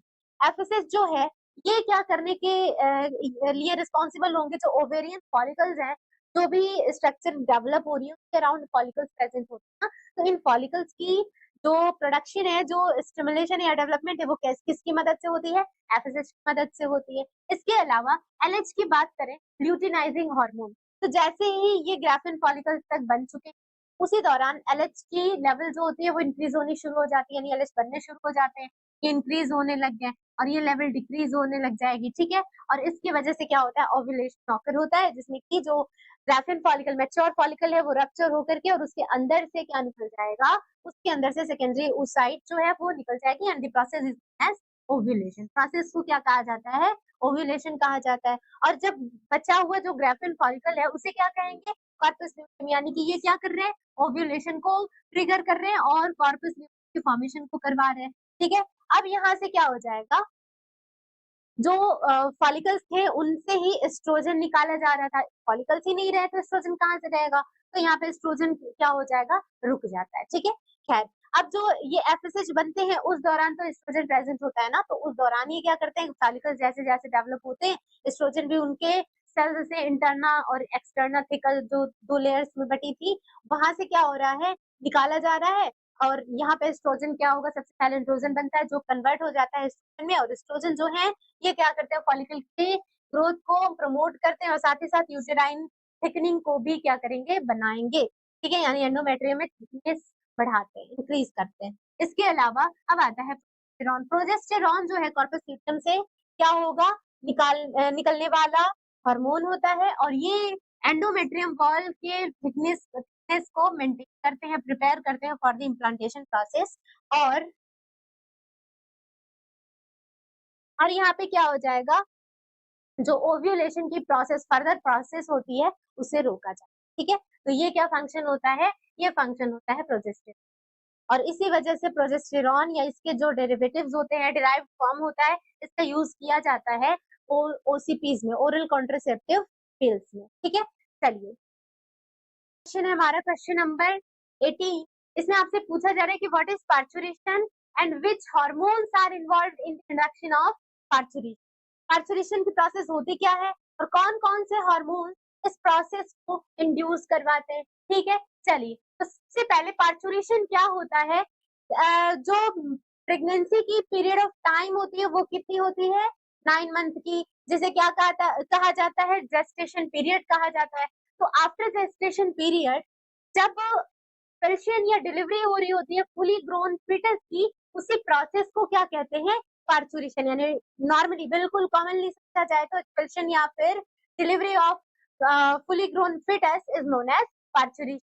कब होता है, after completion of gestation period, ठीक है। चलिए,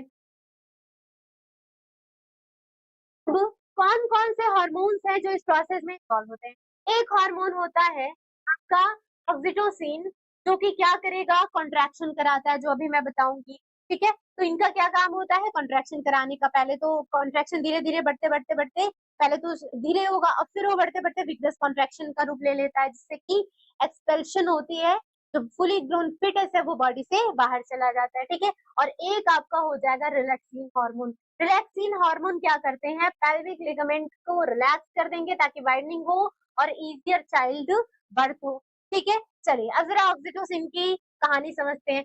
जो फुली ग्रोन फिटस है और प्लस प्लेसेंटा, ये दोनों स्ट्रक्चर्स, या सबसे पहले बात करें तो जो फीटस है ये क्या करता है, माइल्ड कॉन्ट्रैक्शन देता है ना, और वो जो सिग्नल है, माइल्ड कॉन्ट्रैक्शन है, वो क्या होगा, वो प्लेसेंटा के थ्रू होते हुए और पिट्यूटरी ग्लैंड तक जाएगा। यानी कि ये जो सिग्नल दिए जा रहे हैं फिटस और प्लेसेंटा द्वारा, इसे क्या कहा जाएगा, फीटल इजेक्शन रिफ्लेक्स, है ना। ये सिग्नल दे रहा है कि भाई मैं अब डेवलप हो चुका हूँ, मुझे बाहर निकल, ठीक है। तो उस हिसाब से तैयारी भी होती है बॉडी में।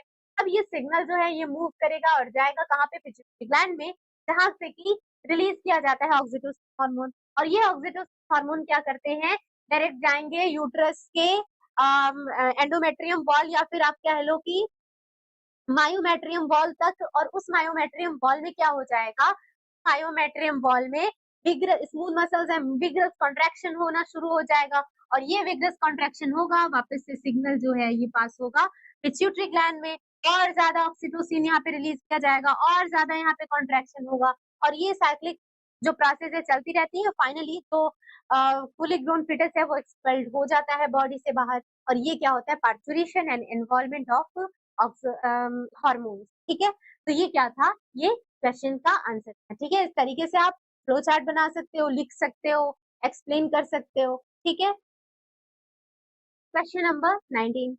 क्वेश्चन नंबर 19 में कहा जा रहा है कि in our society the women are often blamed for giving birth to daughters. लड़कियों को पैदा करने के की जो ब्लेमिंग है वो किस पे जाती है, मदर पे जाती है। क्या आप इसको बता सकते हो कि सही है कि नहीं? अगर सही नहीं है, करेक्ट नहीं है, तो क्यों नहीं है, रीजन बताइए। ठीक है, सबसे पहले तो ये सही नहीं है। क्यों नहीं है, इसके रीजन हम देखेंगे। इससे पहले हम जरा एक छोटा सा टॉपिक यहाँ पे देखते हैं, किस तरीके से सेक्स डिटरमाइन होता है कि जाइगोट जो है लड़का बने या लड़की, मेल हो या फीमेल। ठीक है, तो सबसे पहले इसकी शुरुआत करते हैं। सबसे पहले हम यहाँ पे मदर ले लेंगे। मदर में क्या प्रेजेंट होगा, एक्स और एक्स प्रेजेंट होता है, एक्स एक्स क्रोमोसोम प्रेजेंट होता है और फादर में एक्स और वाई क्रोमोसोम प्रेजेंट होता है। जब भी गैमेटोजेनेसिस होती है, गैमेट की फॉर्मेशन होने वाली होती है, गैमेटो या गैमेट फॉर्मेशन। गैमेट फॉर्मेशन के दौरान क्या हो जाता है, ओवम की फॉर्मेशन होगी एंड ऑब्वियसली यहाँ पे क्या होगा, एक ही क्रोमोसोम यहाँ पे आगे बढ़ेगा, हाफ क्रोमोसोम बढ़ेगा जिसमें कि ओवम की फॉर्मेशन होगी। ठीक है, चलिए हमने पढ़ा है कि क्यों यहाँ पे एक ही ओवम बन रहा है, एक और आपका बन रहा होता है लेकिन वो डिजेनरेट हो जाता है। ठीक है, तो अभी हम डायरेक्ट आंसर लिखते हैं। यहाँ पे ओवम बन गया लेकिन यहाँ पे तो एक ही बना क्योंकि ये क्या था, होमो जाइगोटिक कंडीशन थी जिसकी वजह से गैमेट कैसे बन रहे, होमोगैमेटिक कंडीशन हो रही है। ठीक है, तो ये तो होमोगैमेटिक कंडीशन है। ठीक है, होमोगैमेटिक। व्हाट अबाउट दिस, इसका क्या, यहाँ पे तो हेटेरोजाइगोटिक या गैमेट्स की बात हो रही है ना, गैमेट के फॉर्मेशन, तो हेटेरोगैमेटिक है ये। हेटेरोगैमेटिक है तो अलग अलग प्रकार के क्या हो रहे हैं, गैमेट्स की फॉर्मेशन हो रही है, हेटेरोगैमेटिक। एक ऐसा गैमेट बनेगा जिसमें क्या प्रेजेंट होगा, एक्स, और एक ऐसा गैमेट बनेगा जिसमें वाई क्रोमोसोम प्रेजेंट होगा। क्योंकि यहाँ पे ये सिमिलर है ना, दो अलग अलग क्या है यहाँ पे क्रोमोसोम्स है, तो वो यहाँ पे आपके ऑब्वियसली स्किप तो नहीं किया जा सकता, हेटेरो होमोगैमेटिक कंडीशन तो है नहीं, तो यहाँ पे क्या हो रहा है, ये दोनों ही आपके ऐसे बन रहे हैं, यानी कि यहाँ पे कई सारे गैमेट्स बन रहे हैं, दो गैमेट्स बन रहे हैं। ठीक है, चलिए अब हम कराएंगे फर्टिलाइजेशन प्रोसेस।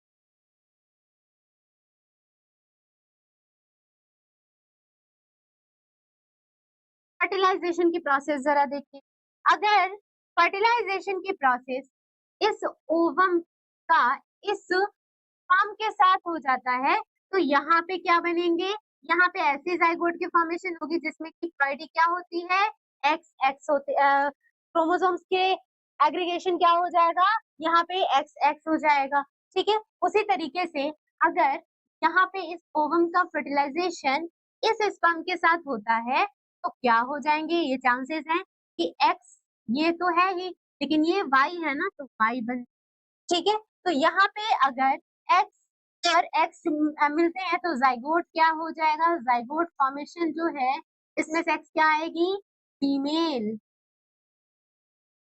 अगर तो ये यहाँ पे एक्स वाई होता है तो यहाँ पे क्या हो जाएगा, यहाँ पर बनेगा ऐसा जाइगोट, ऐसा जाइगोट जिसमें कि क्या प्रेजेंट है, एक्स वाई प्रेजेंट है ना, तो ये हो गया मेल। ठीक है, ये क्या हो गए, मेल। यानी कि देखो कोई भी स्पर्म आए, ओवम तो कंफर्म है कि एक्स ही है। ठीक है, ओवम में क्या है, एक्स ही है, यहाँ पे देखिए कंफर्म है ना। डिपेंड किससे कर रहा है, जो मेल है, जरा बड़ा सा यहाँ पे मेल लिख देते हैं, ये है मदर, ये है फादर।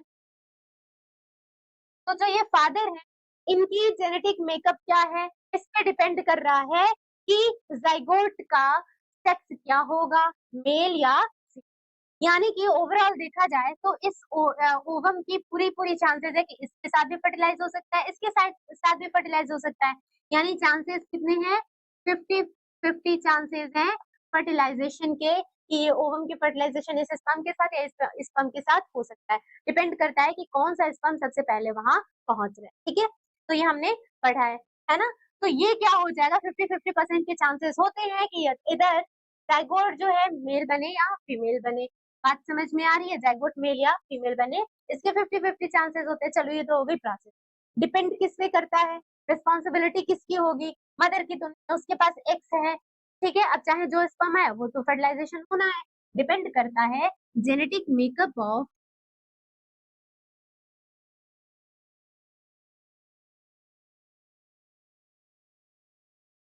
फादर। ठीक है, genetic makeup of father, father के जेनेटिक मेकअप पे डिपेंड करता है, क्योंकि यहाँ पे और सबसे मेन बात की ये डिपेंड करता है कि किस स्पर्म में कौन सा क्रोमोसोम है। अगर एक्स क्रोमोसोम कंटेनिंग स्पर्म जाके फर्टिलाइज करे तो फीमेल, और वाई कंटेनिंग जो क्रोमोसोम कंटेनिंग जाइगोट स्पर्म है फर्टिलाइज करे तो मेल की फॉर्मेशन होगी। तो ये क्या हो जाएगा, इस तरीके प्रूव किया कि mothers are not responsible for this condition and they should not be blamed for the this process this condition. ठीक है, चलिए तो ये हो गया। अब यहाँ पर ये आप आंसर लिख दोगे इसको फ्लो चार्ट में बना के, और फिर आप थोड़ा बहुत स्टेटमेंट भी लिख दो, आपका अच्छा मार्क्स मिल जाएगा। ठीक है, चलिए तो और क्वेश्चन हमारे बचे हुए हैं 20 और 21। ठीक है, तो क्वेश्चन नंबर 20 आपसे पूछ रहा है कि how many eggs are released by a human ovary in a month. एक जो ह्यूमन ओवरी है, इस ह्यूमन ओवरी से हर मंथ या एक मंथ में कितने एग रिलीज होते हैं। और साथ ही साथ आपको ये भी बताना है कि how many eggs do you think would have been released if the mother gave birth to identical twins। अगर आइडेंटिकल ट्विंस जन्म ले रहे हैं तो क्या लगता है कि मदर में कितने एग्स बने हुए होंगे। ठीक है, आइडेंटिकल ट्विन की बात हो रही है, यहाँ पे ध्यान रखना है। And last is would your answer change if the twins born were fraternal. क्या ट्विन्स जो है आइडेंटिकल ना होकर के फ्रेटर्नल हो तो क्या आपका आंसर जो है वो कुछ बदलेगा।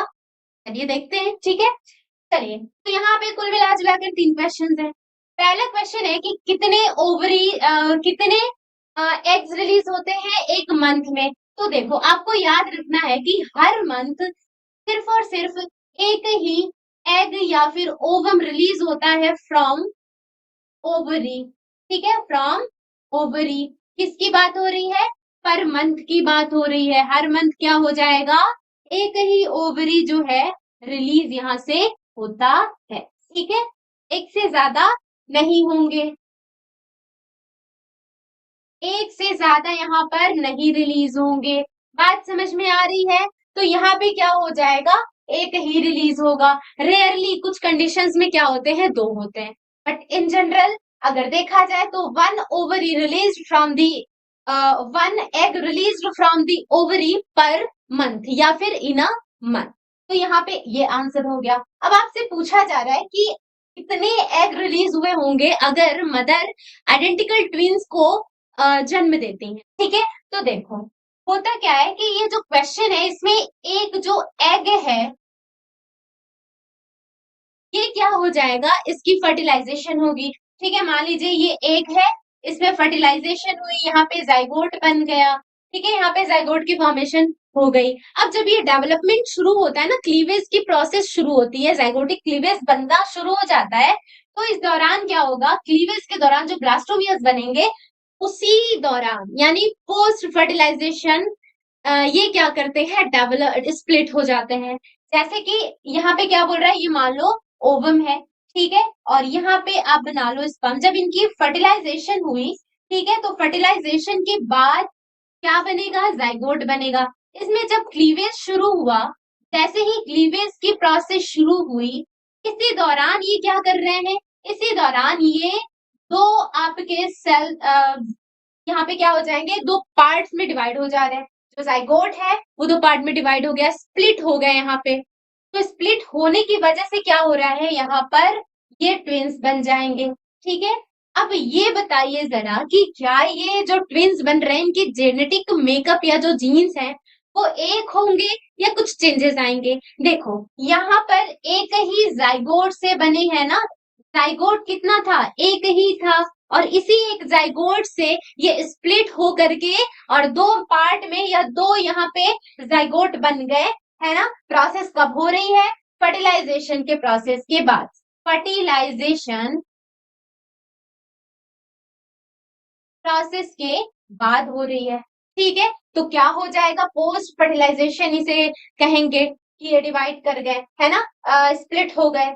तो फिर से एक बारी मैं बताती हूँ, हर मंथ ओवरी से एक ही एग रिलीज होता है। दूसरा क्वेश्चन, एग जो है वो स्पर्म के साथ फर्टिलाइज करेगा और फर्टिलाइजेशन के बाद जाइगोट की फॉर्मेशन हुई। अब इस दौरान क्या हो जाएगा, इसमें क्लीवेज की प्रोसेस जब शुरू होती है तो इसी दौरान ये जो जाइगोट के ब्लास्टोमियस है या जो जाइगोट है ये दो पार्ट में स्प्लिट हो जाता है, जिसमें जिसे कि हम ट्विंस कहेंगे, आगे डेवलप होंगे ट्विंस में, ठीक है। अब क्या हो जाएगा, अब आपसे अगर पूछा जाए कि क्या ये जेनेटिक मेकअप इनकी सेम होगी, बिल्कुल सेम होगी। क्यों, क्योंकि एक ही जाइगोट से तो ये बने हैं ना, यहाँ पे एक ही एग से जिसमें एक ही स्पर्म का फर्टिलाइजेशन हुआ है, तो जेनेटिक मेकअप तो एकदम सिमिलर होगा, ठीक है। तो इसीलिए ये जो ट्विंस होंगे ये क्या होंगे, आइडेंटिकल। ये ट्विंस क्या हो जाएंगे, आइडेंटिकल ट्विंस कहे जाते हैं। ये ट्विंस क्या हो जाएंगे, आइडेंटिकल ट्विंस होंगे। तो अब इन आइडेंटिकल ट्विंस में जो जेनेटिक मेकअप होगा वो सेम होगा और इसी वजह से मोर और लेस यहाँ पे थोड़ा बहुत ही चेंज दिखता है, otherwise they are identical to each other, ठीक है। चलिए, लेकिन क्या हो अगर हम बात करें किसकी, हम बात करें फ्रेटर्नल ट्विंस की। अगर फ्रेटर्नल ट्विंस की बात करी जाए तब क्या आपका आंसर चेंज होगा, क्या लगता है यहाँ पर। तो चलो, फ्रेटर्नल जो ट्विंस है यहाँ पर अगर इनकी बात करी जाए तो क्या हो जाएगा, देखो कभी कभी कुछ कंडीशंस में जो ओवरी है उस ओवरी से क्या हो जाएगा, दो ओवम या एग रिलीज हो जाते हैं, है ना। दो एग यहाँ पे क्या हो जाएंगे, रिलीज हो जाएंगे। अब जो ये दो एग है ये कहाँ प्रेजेंट होगा, एम्प्यूलरी इस्थमिक जंक्शन या जो भी जंक्शन है वहां पे प्रेजेंट होंगे for the process of fertilisation, ठीक है। तो ये फर्टिलाइजेशन के लिए यहाँ पे वेट कर रहे हैं, रुके हुए हैं। अब क्या होगा कि यहाँ तो कई सारे स्पर्म्स आते हैं ना, इजोकुलेशन के बाद स्पर्म एक या दो थोड़े होते हैं, वो तो कई सारे हैं। तो जितने भी स्पर्म्स आएंगे और जो सबसे पहले इन्हें टच करेगा उसके साथ इनका क्या हो जाता है, फर्टिलाइजेशन हो जाता है। तो यहाँ पे ये क्या हो गया, फर्टिलाइजेशन की प्रोसेस हो गई। अब फर्टिलाइजेशन की प्रोसेस के बाद क्या बनेगा, जाइगोट बनेगा, ठीक है। यहाँ पे क्या बन जाएगा, जाइगोट बनता है, ठीक है। बना लो जाइगोट, यहाँ पे बन गया जाइगोट। इसका ये जो फर्टिलाइजेशन है यहाँ पे एक जाइगोट बना और यहाँ पे दूसरा जाइगोट बन गया। अब ये बताओ कि क्या ये जेनेटिकली सिमिलर होंगे, देखिए सिमिलरिटी तो होगी ही ना, क्योंकि ह्यूमन बीइंग की बात हो रही है ना। लेकिन यहाँ पे चूंकि अलग अलग दो अलग अलग या जो दो सेपरेट ओवम्स है उनमें दो अलग अलग स्पर्म ने क्या किया है, फर्टिलाइज किया है, प्रोसेस किया है, ठीक है। तो यहाँ पे जो जाइगोट होगा वो भी क्या होगा, वो आगे चल करके क्लीवेज करेंगे, डेवलपमेंटल प्रोसेस शुरू होगी और फाइनली ट्विंस बन जाएंगे। अब जो ट्विंस आते हैं वो क्या हो जाते हैं, वो फ्रेटर्नल होते हैं, आइडेंटिकल नहीं होते। ये क्या हो जाएंगे, ये होते हैं फ्रेटर्नल, ठीक है। ये क्या हो जाएंगे, फ्रेटर्नल ट्विंस हो जाते हैं। तो जो आइडेंटिकल ट्विन है ये एक दूसरे से आइडेंटिकल होंगे, लेकिन फ्रेटर्नल ट्विन क्या होते हैं, मोर और लेस ये एक दूसरे से अलग अलग होते हैं, थोड़े बहुत या देखने में अलग हो सकते हैं। ऐसा नहीं होगा कि बिल्कुल एग्जैक्ट फेस जो है उनका एक ही, ठीक है। चलिए, ये क्या हो जाएगा, ये होता है आंसर। तो आपको ये याद रखना है, तो एक बारी हर महीने सिर्फ एक ही एग रिलीज होता है ओवरी से, ठीक है।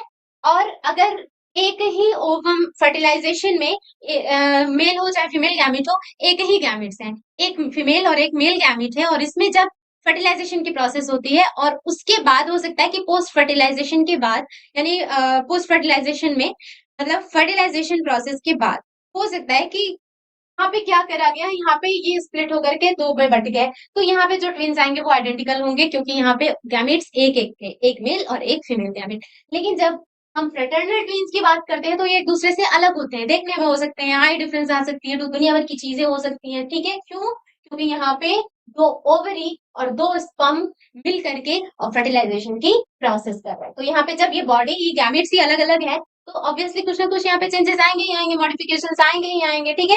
तो ये क्या हो जाएगा, ये हमारा क्वेश्चन नंबर 20 था।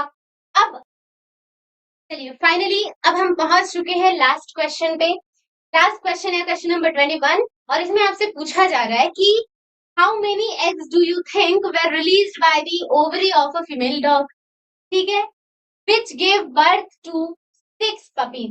मान लो कोई फीमेल डॉग है जिसके 6 पपीज आए हैं, ठीक है। तो अब आपसे पूछा जा रहा है कि ये बताइए कि कितने एग्स रिलीज हुए होंगे, यहाँ पर कितने एग रिलीज हुए होंगे। तो यहाँ पे आपको ये चीज बतानी है। सबसे पहली बात कि जो ये फीमेल डॉग की बात हो रही है या फिर जो कुछ स्पीशीज होती हैं उनमें क्या होता है, एक से ज्यादा ovum at a time release होता है, उसे हम क्या कहते हैं, उन स्पीशीज को कहते हैं पॉली ओव्यूलेटरी स्पीशीज। क्या कहेंगे, पॉली ओव्यूलेटरी स्पीशीज कहेंगे। और इन स्पीशीज में कई सारे मेनी मेनी ओवम क्या होंगे, रिलीज किए जाते हैं एट अ टाइम, है ना। एट अ टाइम क्या हो जाएगा, एक ही समय पे कई सारे ओवम रिलीज किए जाएंगे। अब आपसे क्या पूछा जा रहा है कि 6 पपीज आए हैं, यानी कि 6 क्या हुआ होगा, गैमेट भी बना होगा। तो यहाँ पर टोटल 6 एग्स ही लिख दिया जाए, ठीक है। यहाँ पे टोटल 6 एग्स आए हैं जिसकी वजह से क्या हुआ है, 6 स्पर्म्स ने फर्टिलाइजेशन की प्रोसेस की और 6 पपीज आए हैं, ठीक है। तो यहाँ पे क्या हो जाएगा, 6 एग्स यहाँ पे रिलीज हुए हैं, क्योंकि ये क्या होते हैं, ये होते हैं पॉली ओव्यूलेटरी स्पीशीज।